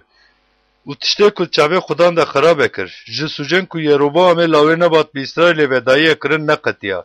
و جنگاور عربا وی بخواه پکاهی لاوی رمالیال دجوی دکو دولاوی دانی. و سامیریه ده برجا مالا قرال ده تاوی آرگوب و آریه لی خستن و جلاوین گیلات 5 کس بوی ربون. و یکشت و دولاوی بو قرال. و کارن پکاهیا این لشون دا ماینه و هر تشتین که کرنه آوای ده پیرتکا دیروکان یا قرالین اسرائیل ده نویسان دینه. ده 52 سالیا قراله جهودا آزاریا ده پکاهی لاوی رمالیا لسامیریه لسر اسرائیل بو قرال و 20 سال قرالتیه کر. و یکو چاوه خودان ده خرابه کر. و سوجن که یروبا همه لاوی نباد به اسرائیل و داینه کرن نقطیا. دروژن قراله اسرائیل پکاه ده قراله آشوره تیگلات پیلسار هات و ایونه و آبل بیت ماکای و یانوآه و کدشه و حصوره و گلاده و گلیله و حمیا واره نفتالی گرتن و انبر با آشوره واجوتن. و هوشیه لاوی الا لدجی پکای لاوی رمالیا دکو دولاوی دانی و لخست و کشت و 20 سالیا یو تامه لاوی او زیاده لدولاوی بو قرال و کارن پکا این لشون دا ماینه و هر تشتین کو کرنه آوای او د پیرتکا دیروکانیا قرال اسرائیل ده نویسان دینه. د 2 سالیا قراله اسرائیل پکای لاوی رمالیا ده یو تامه لاوی قراله جهودای او زیابو قرال. دما بو قرال 25 سالی بو و اورشلیم 16 سال قرالتیه کر و ناوه دایکاوی یروشا قزات صادق بو و یا کل چاوه خودان در راست کر. لگورا هر تشته کو باوی او زیا کریه کر. لیبله جیم بلند رانه کرن. نتوه هین لجیم بلند قربان انجد کرن و بخور دشوتاندن. دریه جورین یه مالا خودان وی چکر. و کارین یو تام این لشون دا ماینه و هر تشتین کو کرنه مات پیرتکا دیروکانیا قرالین جهودای در ننویساندینه. و خودان دوان روژان ده دست بکر و رد سینه قراله سوریه و پکای لاوی رمالیا لدجی جهودای شاندن. و یو تام تاوی با پیرن خوراکت و دباجار با پیر خود داود ته لجن با پیرن خواه ته بناخ کرن و دولاوی لاوی آهاز بو قرال. بشه 16 ده 17 سالیا پکای لاوی رمالیا ده آهاز لاوی قراله جهودای یو تام بو قرال. دما آهاز بو قرال 20 سالی بو و 16 سال لورشلیم قرالتیه کر و آهاز مینا کو با پیره داود ya çavê xwedayê xwe xudan de rastê nekir. û dirêya kralên İsraîlê de meşiya û li gora tiştên mekruh ên netewên ku xudan ji ber lawên İsraîl wan qewrandine lawê xwe ji agir ve derbas kir. û li cihên bilind û ser giran û dibin her darê hêşîn de qurban jê kir û bixurê şewtand. Wê gavê Resînê Kralê Sûriye û Kralê İsraîlê Pekayê lawê Remalya bona cengê ilkişiyan Orşelîmê û dor û ber li ber Ahaz girtin. Lê belê hêz naanîn ku bi ser wî bikevin. Di wê demê de Resînê Kralê Sûriye ela ji Sûriyê re şûn destend û cihudan ji elatê ve ajot û wan ji wir derxistin û Sûriyê ketin elatê û heta îroj li wir rûdinin. û Ahaz ji Kralê Aşûrê Tiglat-Pileser re bigotina ez qul û lawê te me were û min ji destê Kralê Sûriye û Kralê İsraîlê ên ku li dijî min serî hildane xelas bike şandiyan şandin. û Ahaz zîv û zêrê ku di mala xudan de û di xezîneyên mala kral de nerahiştin û bi xelatî ji Kralê Aşûrê re şandin. û Kralê Aşûrê wî guhdarî kir û Kralê Aşûrê li dijî Şamê derket û wê girt û gelê wê ber bi kîrê ve ajotin û Resîn kuşt. û Kral Ahaz bona pêrgîniya Kralê Aşûrê Tiglat-Pileserê bike çû Şamê û pêşkeşîgeha ku li Şamê dît û kral li gora hemû karê pêşkeşîgehê mînaka wê û şiklê wê ji Kahîn Ûriya re şand. û Kahîn Ûriya pêşkeşîgehekê ava kir. Li gora her tiştên ku Kral Ahaz ji Şamê şandibûn Kahîn Ûriya heta ku Kral Ahaz ji Şamê hat wisa kir. û kral ji Şamê ve hat û kral pêşkeşîgehê dît û kral nêzîkî pêşkeşîgehê bû û ser wê pêşkeşiyê pêşkeş kir. û pêşkeşiya xwe ya şewitandinê û pêşkeşiya nan şewitandin û pêşkeşiya xwe ya rijandinê rijand û xwîna pêşkeşiya xweşiyê bi ser pêşkeşîgehê ve reşand. û pêşkeşîgeha tuncî ya li ber xudanê ji ber malê ji navbera pêşkeşîgeha xwe û mala xudan ve anî û wê danî bakurê pêşkeşîgeha xwe. û Kral Ahaz emir da Kahîn Ûriya û got: pêşkeşiya şewitandinê ya sibeyê û pêşkeşiya nan ya êvarê û pêşkeşiya şewitandinê ya kral û tevî pêşkeşiya wî ya nan, pêşkeşiya şewitandinê ya hemûya netewa welêt û pêşkeşiya nan ya wan û pêşkeşiya rijandinê ya wan li ser pêşkeşîgeha mezin de bişewitîne. û hemûya xwîna pêşkeşiya şewitandinê û hemûya xwîna qurbanê li ser wê bireşîne. Lê belê de pêşkeşîgeha tunç bona pirsêya min be. û Kahîn Ûriya li gora her tiştê ku Kral Ahaz emir daye kir. û Kral Ahaz lewhên kêleka lingdankên jê kirin û leganê ji ser wan rakir û behrê ji ser ganêrên ku dibin wê de nedaxistin û wê danî ser raxêrekî kevir. û rêya girtî ya bona roja septê li malê çêkirine û cihê ku dê kral ji derve bikeve hundir ji ber Kralê Aşûrê berê wan dan mala xudan. û karên ku ji ber kirinên Ahaz li şûnda mayîne matpîrtika dîrokan ya Kralê Cihudayê de nenivîsandîne. û Ahaz tevî bapîrên xwe raket û li bajarê Dawit li cem bapîrên xwe hate binaqkirin û li devla wî lawê wî hîskiya bû kral. Beşa hevdan û 12 saliya Kralê Cihudayê Ahaz de hoşeyê lawê Ela li Samiriyê li ser İsraîlê bû kral û 9 sal kraletiyê kir û ya ku çavê xudan de xerabe kir. Lê nemîne kralên İsraîlê ên berî wî nebû. Kralê Aşûrê Şalmaneser li dijî wî rabû. Hoşeya jê re bû qul û bacê da wî. û Kralê Aşûrê di hoşeya de xayîntiyê dît. Ji ber ku ji Kralê Misrê soy re şandiyan şandibûn û mîna ku ji salê heta salê dişand ji Kralê Aşûrê re bacê neşand. û Kralê Aşûrê wî girt û di girtîgehê de wî girê da. û Kralê Aşûrê derket hemûya welêt û hate Samiriyê û 3 sal dor û ber lê girt. Di sala nihaniya Hoşeya de Kralê Aşûrê Samiriyê bi dest vexist û İsraîlê ber bi Aşûrê veajotin û wan di hala hêde û di havora ku li ber çemê Gozanê deyî û di bajarên Medan de bicih kirin. û wisa bû ku ji ber ku lawên İsraîl li dijî xudan xwedayê xwe yek wan ji bin destê Kralê Misrê Firavûn ji warê Misrê ve derxistibû, sûc kiribûn û ji îlahên wekî din ve tirsiya bûn û zagonên netewên ku xudan wan ji ber lawên İsraîl ve qewrandibûn û zagonên ku kralên İsraîlê çêkirine de meşiya bûn. û lawên İsraîl karên ku li dijî xudan xwedayê wan nerastin bi dizîka çêkirin û di hemûya bajarên xwe de ji quleyan û turvanan heta bajarê bi dîwar ji xwe re ciyên bilind çêkirin. û ser her girî û dibin her darê hêşîn de bona xwe kevrên çikandî û aşeran çikandin. û mînan netewên ku xudan ji ber wan qewrandinê dikin li wir di hemû ciyên bilind de bi xuran şewitandin û bona ku xudan hêrs bikin tiştên xerab çêkirin. û ji putan re qultiyê kirin û bona vana xudan ji wan re û nevî tiştî nekin gotibû. û Xudan ji İsraîlê re û ji Cihûdayê re bi gotina ji van rêyên xwe yê xerab vegerin. Li gora hemûya zagona ku ji bapîrên we re emir kirime û bi destê qulên xwe pêxemberan ji we re şandime, bi zagon û emirên min ve bigirin. Bi navdîtiya hemû pêxemberan û hemûyên ku dibînin şadeyiyê kiribû. Lêbelê guhdarî nekirin. Hew ûstiyên xwe, mîna ûstiyên bapîrên xwe, ên ku ji Xudan Xwedayê xwe baweriyê neanîne hiş kirin. û zagonên wî û peymana ku bapîrên wan re kirine û şadeyiyên ku ji wan re kirine biçûk dîtin û li pey tiştê vala meşiyan û bûn zilamên vala û çawa ku Xudan bona ku mîna neteweyên ku li doran xwe ne nekin emir dabû ew li pey wan meşiyan.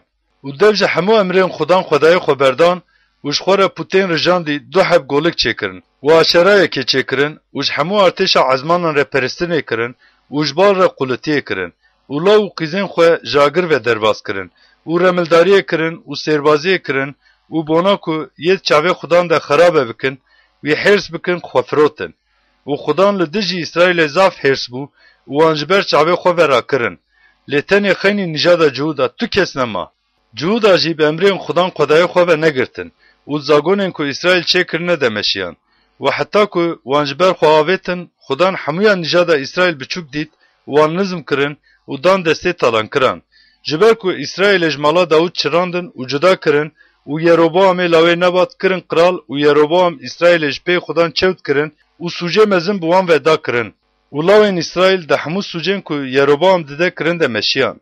Xudan mîna ku bi navdîtiya hemû qulên xwe pêxemberan gotibû, heta ku İsraîlê ji ber çavê xwe ve rake, ji wan sûcên xwe neqetiyan. û İsraîl ji erdê xwe ve ber bi Aşûrê hatin ajotin, heta îro ji wisa ye. û qiralê Aşûrê ji Babilê û ji Kûtayê û ji Avvayê û ji Hamat û Sefervayîmê zilaman anîn û wan di bajarên Samiriyê de li cihên lawên İsraîl de bicih kirin û Samiriyê ji xwe re kirin milk û di bajarên wê de rûniştin. û wisa bû ku di destpêka li wir bi cîhbûna wan de ji Xudan neditirsiyan û Xudan şêran şandin nav wan û ji nav wan hinek zilaman kuştin. û bi qiralê Aşûrê re axivîn û jê re gotin, neteweyên ku te wan ajotin û di bajarên Samiriyê de bicih kirin, bi usula İlahê welêt nizanin û şêran şandin navbera wan û avay wan dikujin ji ber ku bi usula İlahê welêt ve nizanin.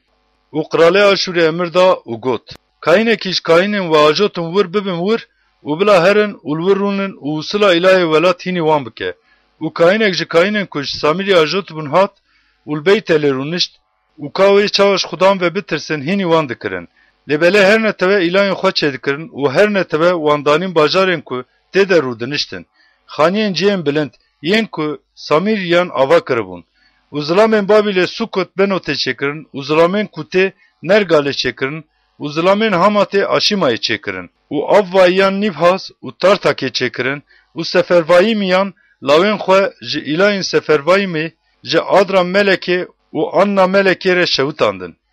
û aliyekî ji Xudan ditirsiyan û aliyê din jî ji xwe re ji nav hemûya gel kaînên cihên bilind çêdikirin û vana di xaniyên cihên bilind de ji bo wan qurbanan serjê dikirin. Ji Xudan ve ditirsiyan û ji îlayên xwe re mîna usula neteweyên ku ji nav wan ve hatine ajotin qultiyê dikirin. Ew heta îroj mîna usula berê dikin. Ji Xudan ve natirsin û ên ku ji lawên Aqub ku wî navê İsraîlê li wan kirine mîna zagonên ku Xudan emir kiriye û li gora dadgehê û li gora emir nakin.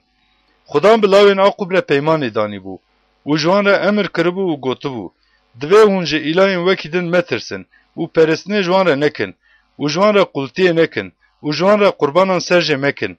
Lêbelê divê hûn ji Xudanê ku bi qudreta xwe yî mezin û bazuya xwe yî dirêjbûyî wejwarê Misrê ve derxistiye bitirsin. Divê hûn ji wî re peristinê bikin û qurbanan ji wî re serjê bikin. û bona ku hûn zagon û darazî û şerîat û emrên ku bona we nivîsandîne bînin cî di hemûya rojan de hûn ê wan bigirin û ji îlayên wekî din metirsin. û divê peymana ku bi we re danîme ji bîr mekin û ji îlahên wekî din metirsin. Hew divê hûn ji Xwedayê xwe Xudan bitirsin û dê ew we ji destê hemû neyarên we xelas bike. Lêbelê guhdarî nekirin, hew li gora usula xwe çêkirin. û ew netewê ji Xudan ve ditirsiyan û ji putên xwe yî qewartî re qultiyê dikirin û bapîrên wan çawa kiribin, lawên wan, lawên wan jî heta îroj wisa dikin. Beşa 18 U sabu ku tisala sevemin ya Hoşea lawe kralê İsrailê elade, Hiskiya lawe kralê Cihudayê Ahaz bû kral.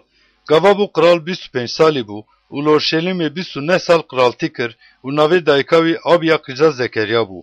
Û li gora her tiştên ku bapîrê wî Dawud kirine, yê ku çavê xudan de rast kir.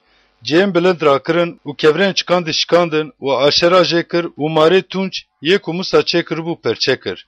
Ji ber ku lawên İsraîl di wan rojan de jê re bi xurê dişewitandin û navê nehûştan lê kir. Bi xwedayê İsraîlê xudan re ewle bû û di nava hemû kralên Cihuda ên li pey wî ne de û di nava yên ku berî wî ne de yekî mîna wî tune bû. Ji ber ku xwe bi xudan vegirê da û bi emrên ku xudan wan dane Musa girtin û xudan bi wî re bû. Her derket ku derê karê wî qenc çû û li dijî kralê Aşûrê rabû û jê re qultiyê nekir. Heta Gazayê û heta sînorên wê ji quleya nûtirvanan heta bajarê bi dîwar li Filîstiyan xistin. Wisa bû ku di sala çaremîn ya Kral Hiskiya de, ku sala heftemîn ya Hoşeyayê lawê Elayê kralê İsraîlê, kralê Aşûrê Şalmaneser li dijî Samiriyê derket û dor û berên wê girtin. Û paş 3 salî wê girtin. Di sala şeşemîn ya Hiskiya de, ku ew sala nehemîn ya kralê İsraîlê Hoşeya bû, Samiriya hat estendin. û kralê Aşûrê İsraîlê ber bi Aşûrê ve ajotin û wan danîn Halahê û Habora ku çemê Gozaniyê û bacarên Medan. Ji ber ku gotina xwedayê xwe xudan guhdarî nekirin û ji peymana wî ji hemû emrên ku qulê xudan Musa kirine wê de tir derbas bûn û guh nedan û nekirin.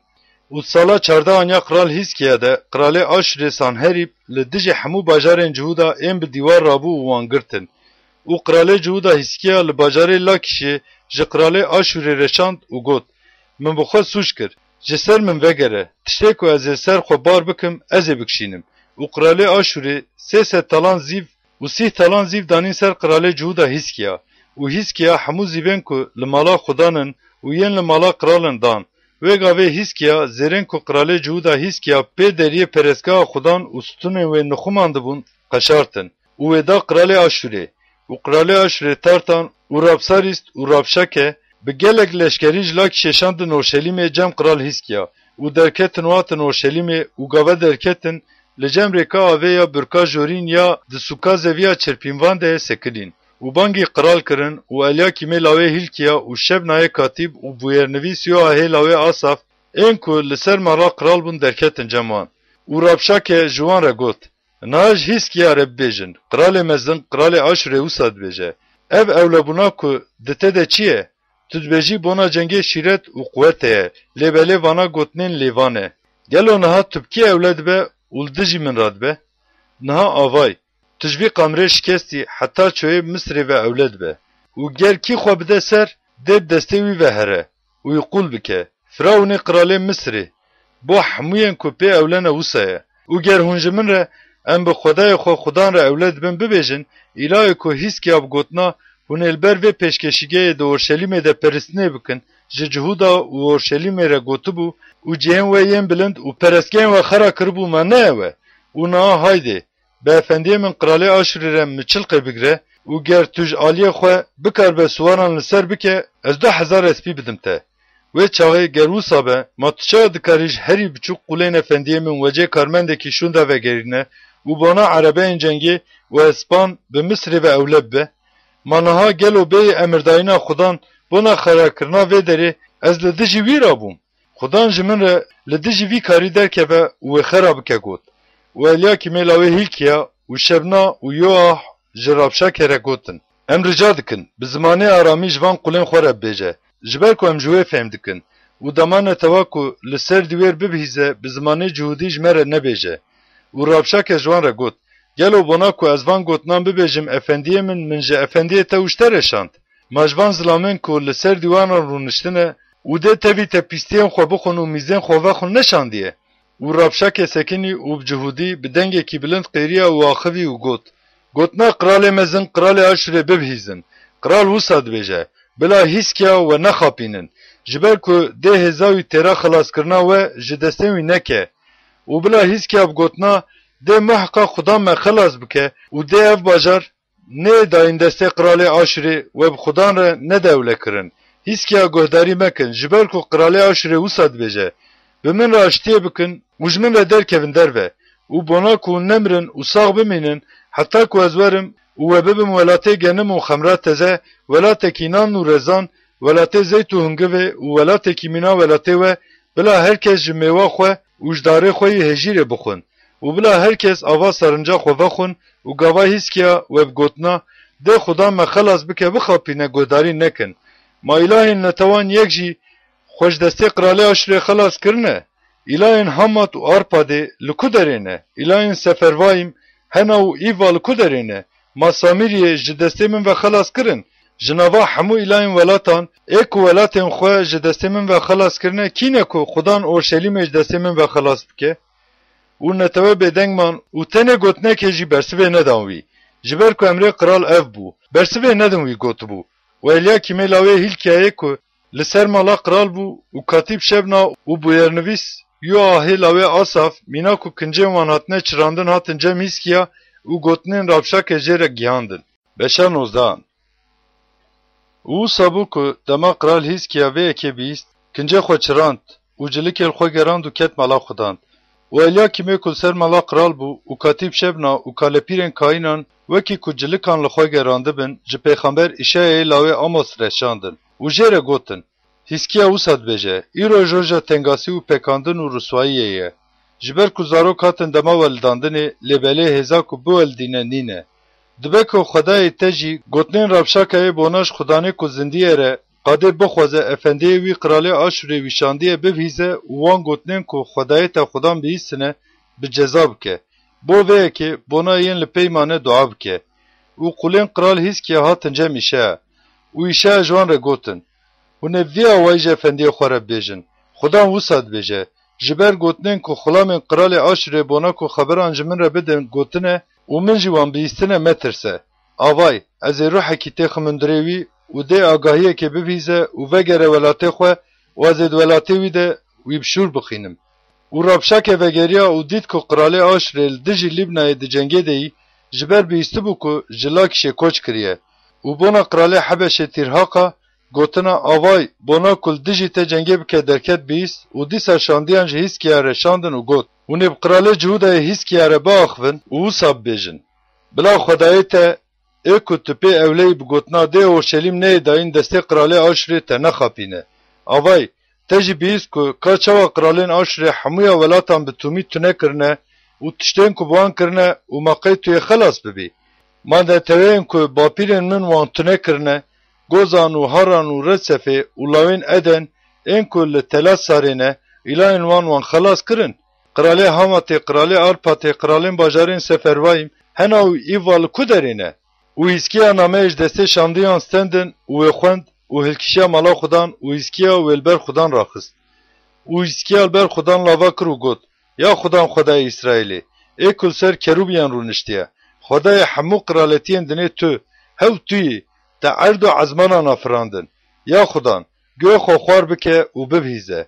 Ya xudan, çavê xwe veke û bibîne. û gotinên Sanherîb, bona ku qadê ji Xwedayê ku zindiyê re bixwaze şandine bibihîze. Ya xudan, bi rastî Qiralên Aşûrê netewe û welatê wan xera kirin û îlahên wan avêtin agir, ji ber ku ew ne îlah bûn. Hew karê destê mirovan dar û kevir bûn. Bo vê yekê wan tune kirin. û niha, ya xudan Xwedayê me, ez lawa dikim me ji destê wî xelas bike û bila hemû qiraletiyên dinê bizanibin ku tu xudan yê ku Xwedê ye hew tu yî. û Îşayayê lawê Amos ji hîskiya re şand û got, Xwedayê Îsraîlê xudan wisa dibêje, lavaya ku te ji ber Qiralê Aşûrê Sanherîb ji min re kir bihîstim. Gotina ku xudan di derheqê wî de gotiye ev e. Qîza Siyonê, qîza ku hîn neçûye mêr, te biçûk dît û qerfê xwe bi te kir. Qîza Orşelîmê li pey te serê xwe hejand. Ma teşkî qadê xwest û kifrê kir? û te li dijî kî dengê xwe bilind kir û çavên xwe ber bi jor vera kirin? Li dijî pîrozê Îsraîlê. Te bi destê şandiyên xwe qadê ji xudan vexwest û got, ez bi herî ajaweya erebeyên xwe yên cengê ilkişiyam girê çiyayan û cihên hundirîn ên Libnanê, ez ê darên erzê ên bilind û darên servî ên bijartî jê bikim. Li dêvila qesra herî hundirîn ez ê bikevim daristana wî ya bexçê. Min bîrê kola û avên biyan vexwar û ez ê binya lingên xwe hemû çemên Misrê ziwa bikim. Ma te nebîstiye ku ji dema dûr ve çawa wê kirime û ji rojên kevin ve pêşniyara wê kirime? Niha wê çê kirime ku Bila wêrankirina bajarên bi dîwar bibe karê te. Ji ber vê yekê hêza kesên ku di wan bajaran de rûdiniştin kêm bû. Ketin bêzarî û şermezariyê. Bûn mîna giyayê çiyê û mîna giyayê hişîn. Mîna giyayê ser xaniyan. û bûn mîna zade ku bavê şewtandiye. Wez bi rûniştina te û ketin û derketina te û li dijî min gurmîniya te dizanim. Ji ber ku tu li dijî min gurmiya û ji ber ku kanciya te giyaşt guên min ez ê xelka xwe bi pozê te û hefsara xwe bi devê te ve bixim. û ji rêya ku tu hatî ez ê te vegerînim. û dê ev ji te re bibe nîşan. Hûn ê vê sala ya bi xwe derdkeve û sala dudan ya ku ji wê derdkeve bixwin û sala sêwemîn de biçînin û rakin, rezan deynin û mêwên wan bixwin. û yê ku ji mala Cihûdayê xelas bûye û ji ber maye dê ber bi jêrîn ve rehê berdin û ber bi jorîn ve mêw bidin. Ji ber ku yên ji ber mayîne dê ji Orşelîmê ên xelas bûne dê ji çiyayê Sîyonê ve derkevin. Dê xîreta xudanê artêşan vê yekê bike. Bo vê yekê ji ber qiralê Aşûrê xudan wisa dibêje. Dê neyê vî bajarî û tîrê nave jewir û bi mertalê dernekeve emberê wê û dê li dijî wê me terîsê daneyne. Dê ji rêya ku hatiye ve vegere û dê neyê vî bajarî. Ji ber ku bona xwe û bona xatirê qulê xwe Dawud bona ku xelas bikim ez ê vî bajarî biparêzim. Xudan dibêje. û wê şevê wisa bû ku milyaketê xudan derket û li artêşgeha Aşûrê de li sed û heştê û pênc hezar kesî xistin û dema sibehê zilaman zû rabûn avay ew gişt laşê mirî nebûn. û qiralê Aşûrê Sanherîb koç kir û çû û şûnda vegeriya û li Neynovayê rûnişt. û wisa bû ku dema di mala îlahê xwe Nîsrok de perîstinê dikir, Adramelek û Şerese bişûr li wî xistin û reviyan welatê Araratê û li dêvla wî lawê wî Esar hat don bû qiral. Beşa bîst û yekemîn. Dema mana şebû qiral 12 salî bû û li Orşelîmê 55 sal qiraletiyê kir û navê dayika wî Hefsîba bû. û li gora tiştê mekruh ên neteweyên ku xudan wan ji ber lawên İsraîl ve qewrandibûn ya ku çavê xudan de xerabe kir. û cihên bilind ên ku bavê wî hîskiya tune kiribûn dîsa ava kir û bona bal pêşkeşîgehan danîn û mîna ku qiralê İsraîlê Ahab çêkiriye aşereyekê çêkir û bi artêşa hemûya ezmanan ve perîstinê kir û ji wan re qultiyê kir. û di mala xudan de ya ku xudan ez ê di Orşelîmê de navê xwe bixime gotibû pêşkeşîgehan çêkirin. û di her du hewşên mala xudan de ji artêşa hemûya ezmanan ve pêşkeşîgehan çêkirin. û lawê xwe ji agir ve derbas kir û stêrnasî û sêrbaziyê kir û cinvanan û nêrînvanan xebitandin. Bona ku xudan herz bike di çavê wî de zaf xerabî kir. û pûtê aşera ya qewartî ya çêkiribû danî wê mala ku di derheqê wê de xudan ji Dawud re û ji lawê wî Silêman re gotibû ez ê navê xwe bê dawî deynim vê malê û Orşelîma ku ji hemû nîjadên İsraîlê re bijartîme. Ger li gora her tiştê ku ji wan re emir kirime û bona ku li gora hemûya zagona ku qulê min Musa ji wan re emir kiriye bi wan bigirin ez ê lingên İsraîlê ji welatê ku dame bapîrên wan carekî din li derve nagerînim. Lêbelê guhdarî nekirin û manaşe bona ya hîn jî zêde xerabtir e neteweyên ku xudan wan ji ber lawên İsraîl helak kirine bike wan ji rê ve derxistin. û xudan bi navdîtiya qulên xwe yên pêxember axivî û got madem ku qiralê Cihûda manaşe van tiştê mekruh çêkirin û ji her kirinên Amoriyên ku berî wî ne zêdetir xerabiyê kir û pûtên xwe bi Cihûda re jî sûcê da kirin û ji ber vê yekê xudan Xudayê İsraîlê wisa dibêje. Avay ez bi ser Orşelîmê û Cihûda ve xerabiyek wisa tînim ku dê her du guhên yên ku wê bibihîzin biçingin. û ez ê benê Samiriyê yê pîvanê û şakula mala Ahab bi ser Orşelîmê ve bişidînim û zilamek çawa sahanekê paqij dike û ser rû ve digerîne ez ê Orşelîmê jî wisa paqij bikim. û ez ê ya ku ji ber mîrasa min mayîye bavêjim û ez ê wan bidim destê neyarên wan û dê bona hemû neyarên xwe bibin xenîmet û malê talanê. Ji ber ku ya çavê min de xerabê kirin û ji roja ku bapîrên wan ji Misrê ve derketin heta îro jê min bi hêrsê ve xistin. û manaşe xeynî kirina ya ku çavê xudan de xerab e û bi Cihûda ve sûcdayîna kirinê qasî ji serîkê heta seriyê din hemûya Orşelîmê dagire zaf xwîna bê sûcdijan. û karên manaşe ên li peymane û her tiştên ku kirine û sûcê ku kiriye maz pîrtuka dîrokan ya qiralên Cihûda de nenivîsandîne. û manaşe tevî bapîrên xwe raket û di bexça mala xwe de di bexça Ûza de hate binerdkirin û li dêvla wî lawê wî Amon bû qiral.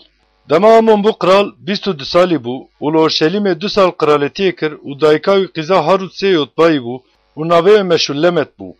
û mîna ku bavê wî mana şekiriye ya ku çavê xudan de xerabe kir.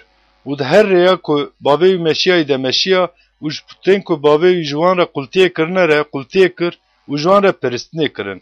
û dev ji xwedayê xwe xudan berda û di rêya xudan de nemeşiya. û qulên Amon li dijî wî dek û dolavê danîn û qiral di mala wî de kuştin. û netewa welêt li hemûyên ku li dijî qiral Amon dek û dolavê danîne xistin û netewa welêt li dêvla wî lawê wî Yoşiya kirin qiral. û karên Amon ên li paşiyê mane mat pirtûka dîrokan ya qiralên Cihûda de nenivîsandîne û di bexça Uza de di gora xwe de hate binavkirin û li dêvla wî lawê wî Yoşiya bû qiral. Beşa bîst û duemîn dema Yoşiya bû qiral 8 salî bû û li Orşelîmê 31 sal qiraletiyê kir û dayika wî Qiza adayê Bosakî bû û navê wê Yedîda bû. û ya ku çavê xudan de rastê kir û di her rêyên bapîrê xwe Dawûd de meşiya û bi rast û çepê ve çewt nebû. û wisa bû ku di sala 18 qiral Yoşiya de qiral Katîb Şafanê lawê Atsalyanê lawê Meşullam şand mala xudan û got: Hilkişe jem kayîn Hilkiya bila zîvê ku notirvanên Şemûgê ji netewê ve dane hev û anîne mala xudan bijmêre û bila wê bidin destên karkerên ku dest bi karê malan xudan kirine bila ew jî zîvê bona stendina onî û kevirên qewartî bidin karkerên ku bona cihên derizî ên li malê temîr bikin li mala xudanin. Xeratan û mîmaran û lêkiran ku bona selahandina xanî bistînin. Lê hesabê perê ku dane destên wan bi wan re nehat dîtin ji ber ku bi dilsoziyê dixebitîn. û kayînê mezin Hilkiya ji nivîskar Şafan re got: Di mala xudan de pirtûka zagonê dîtim. û Hilkiya pirtûkê da Şafan û wî jî xwend. û nivîskar Şafan da tecem qiral û agahiyê ji qiral re anî û got: Qulên te zîvê ku di malê de bû vala kirin û wê dan destê karkerê ku dest bi karê xudan kirine. û nivîskar Şafan ji qiral re gihand û got: Kayîn Hilkiya pirtûkekê da min. û Şafan li ber qiral rûnişt û wê xwend. û wisa bû ku dema qiral gotinên pirtûka zagonê bihîstin kincê xwe çirand. û qiral ji Kayîn Hilkiya û Ahîkamê lawê Şafan û Akborê lawê Mîkaya û nivîskar Şafan û qulê qiral Asayê re emir da û got: Herin û derheqê gotinên vê pirtûka ku hatiye dîtin de bona min û bona netewê û bona hemûya Cihûdayê ji xudan ve bipirsin. Ji ber ku xezeba xudanê ku li dijî me sor bûye mezin e. Ji ber ku bapîrê me gotinên vê pirtûkê guhdarî nekirin û li gora nivîsên ji bo me hatine nivîsandin nekirin.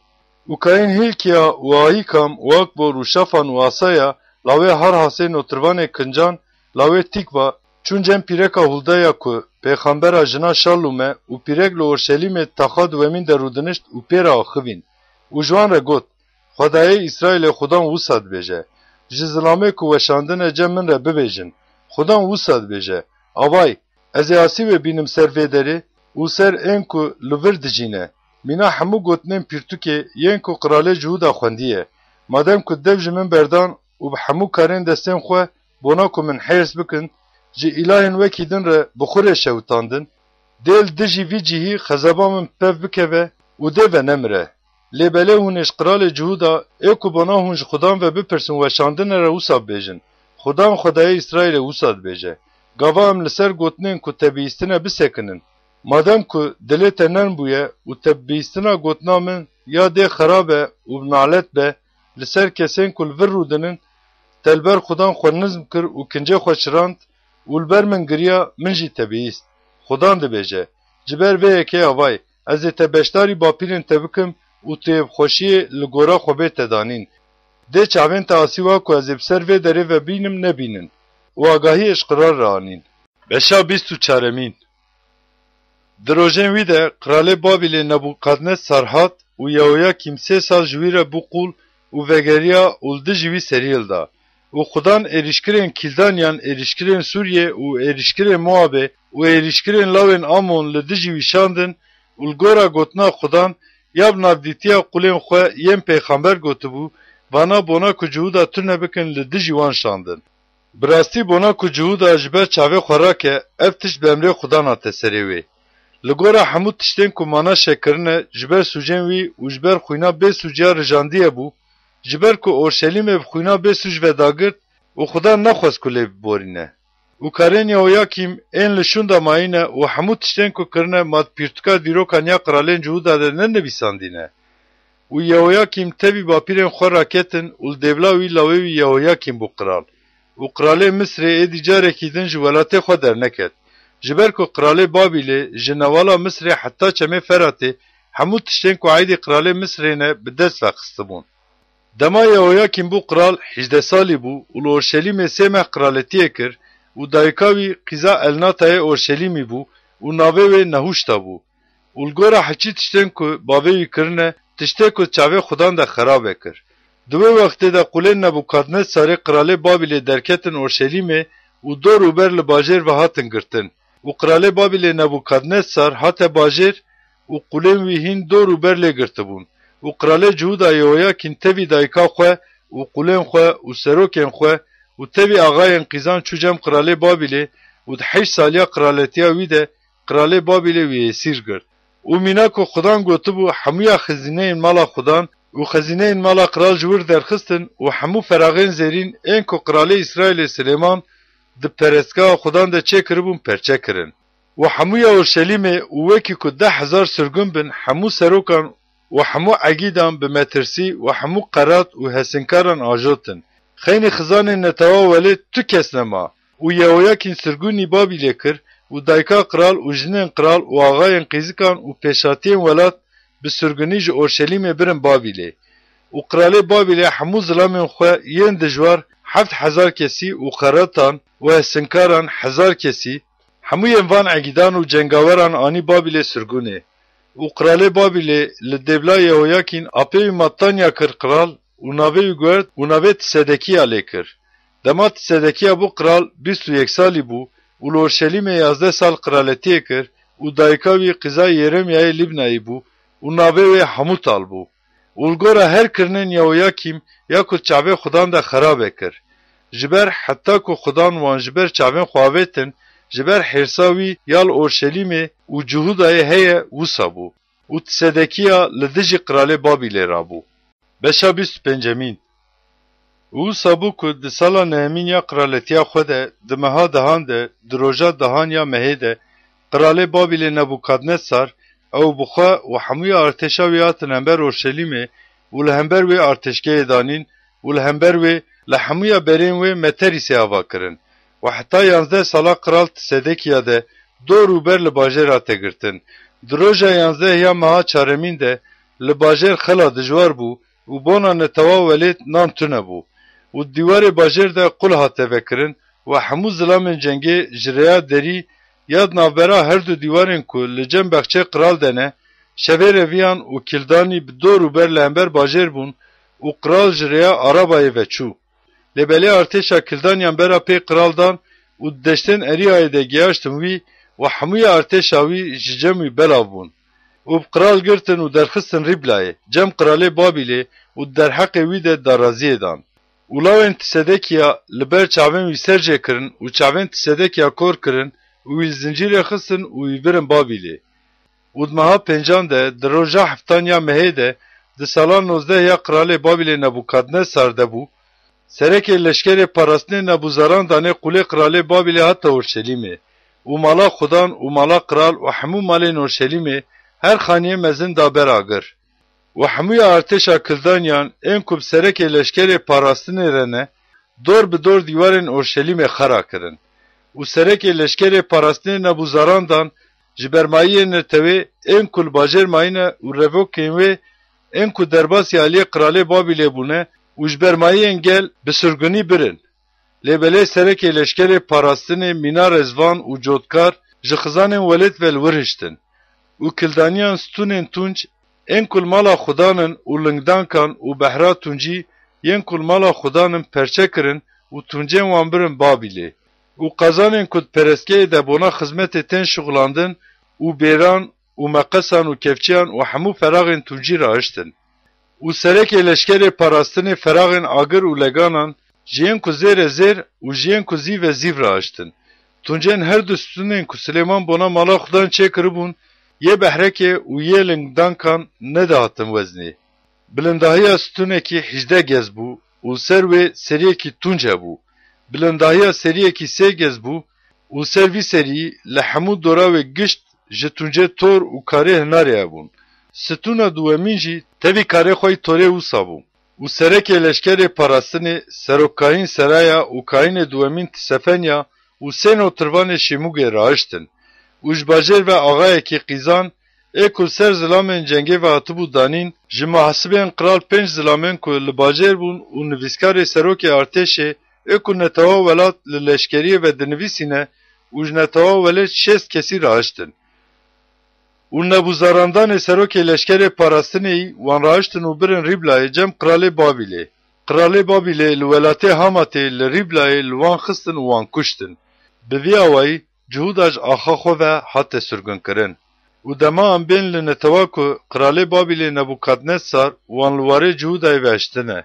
Gedalyayê lawê ahîka mê lawê şefan li ser vana bi walîtî danî. û hemû serokên artêşan ew û zilamên xwe dema bihîstin ku Qralê Babilê Gedalya bi walîtî daniye, Smaîlê lawê Netanya û Yohannanê lawê Kareah û Sereyayê lawê Tanhumetê Netofayî û Yazanyayê lawê Maakal ew û zilamên wan hatin Mîspayê cem Gedalya. û Gedalya ji wan re û ji zilamên wan re sondê da û ji wan re gotin: Ji qulên kildaniyan netirsin, li welêt rûnin û ji Qralê Babilê re qul tê bikin û dê bona ve qenc bibe. Wisa bû ku di meha heftemîn de Smaîlê lawê Netanyayê lawê Elîşamanê ku ji nîjada qrala hat, li cihûd û kildaniyên ku li Mîspayê li cem wî bûn jî xistin. û ji biçûk heta mezin hemûyan netewe û serokên artêşkeran rabûn û hatin Misrê, ji ber ku ji ber kildaniyan ditirsiyan. Wisa bû ku di 37 saliya sürgûniya Qralê Cihuda Yehoyakîn de di meha 12 de di roja 27 ya mehê de sala ku Qralê Babilê Evîl Merodak bû qral, Qralê Cihuda Yehoyakîn ji girtîgehê derxist û serê wî bilind kir. û bûyîre tiştên qenc axivî û texta wî ji textên qralên ku li Babilê bûyîre ne jortir danî û kincê wî yê girtîgehê guhert. û Yehoyakîn di hemûyên rojên temena xwe de li ber wî nan dixwar û wekî zewêda wî, ji aliyê qral ve bona wî zewêdeyek her timî di hemûya rojên temena wî de her roj parek dihat dayîn.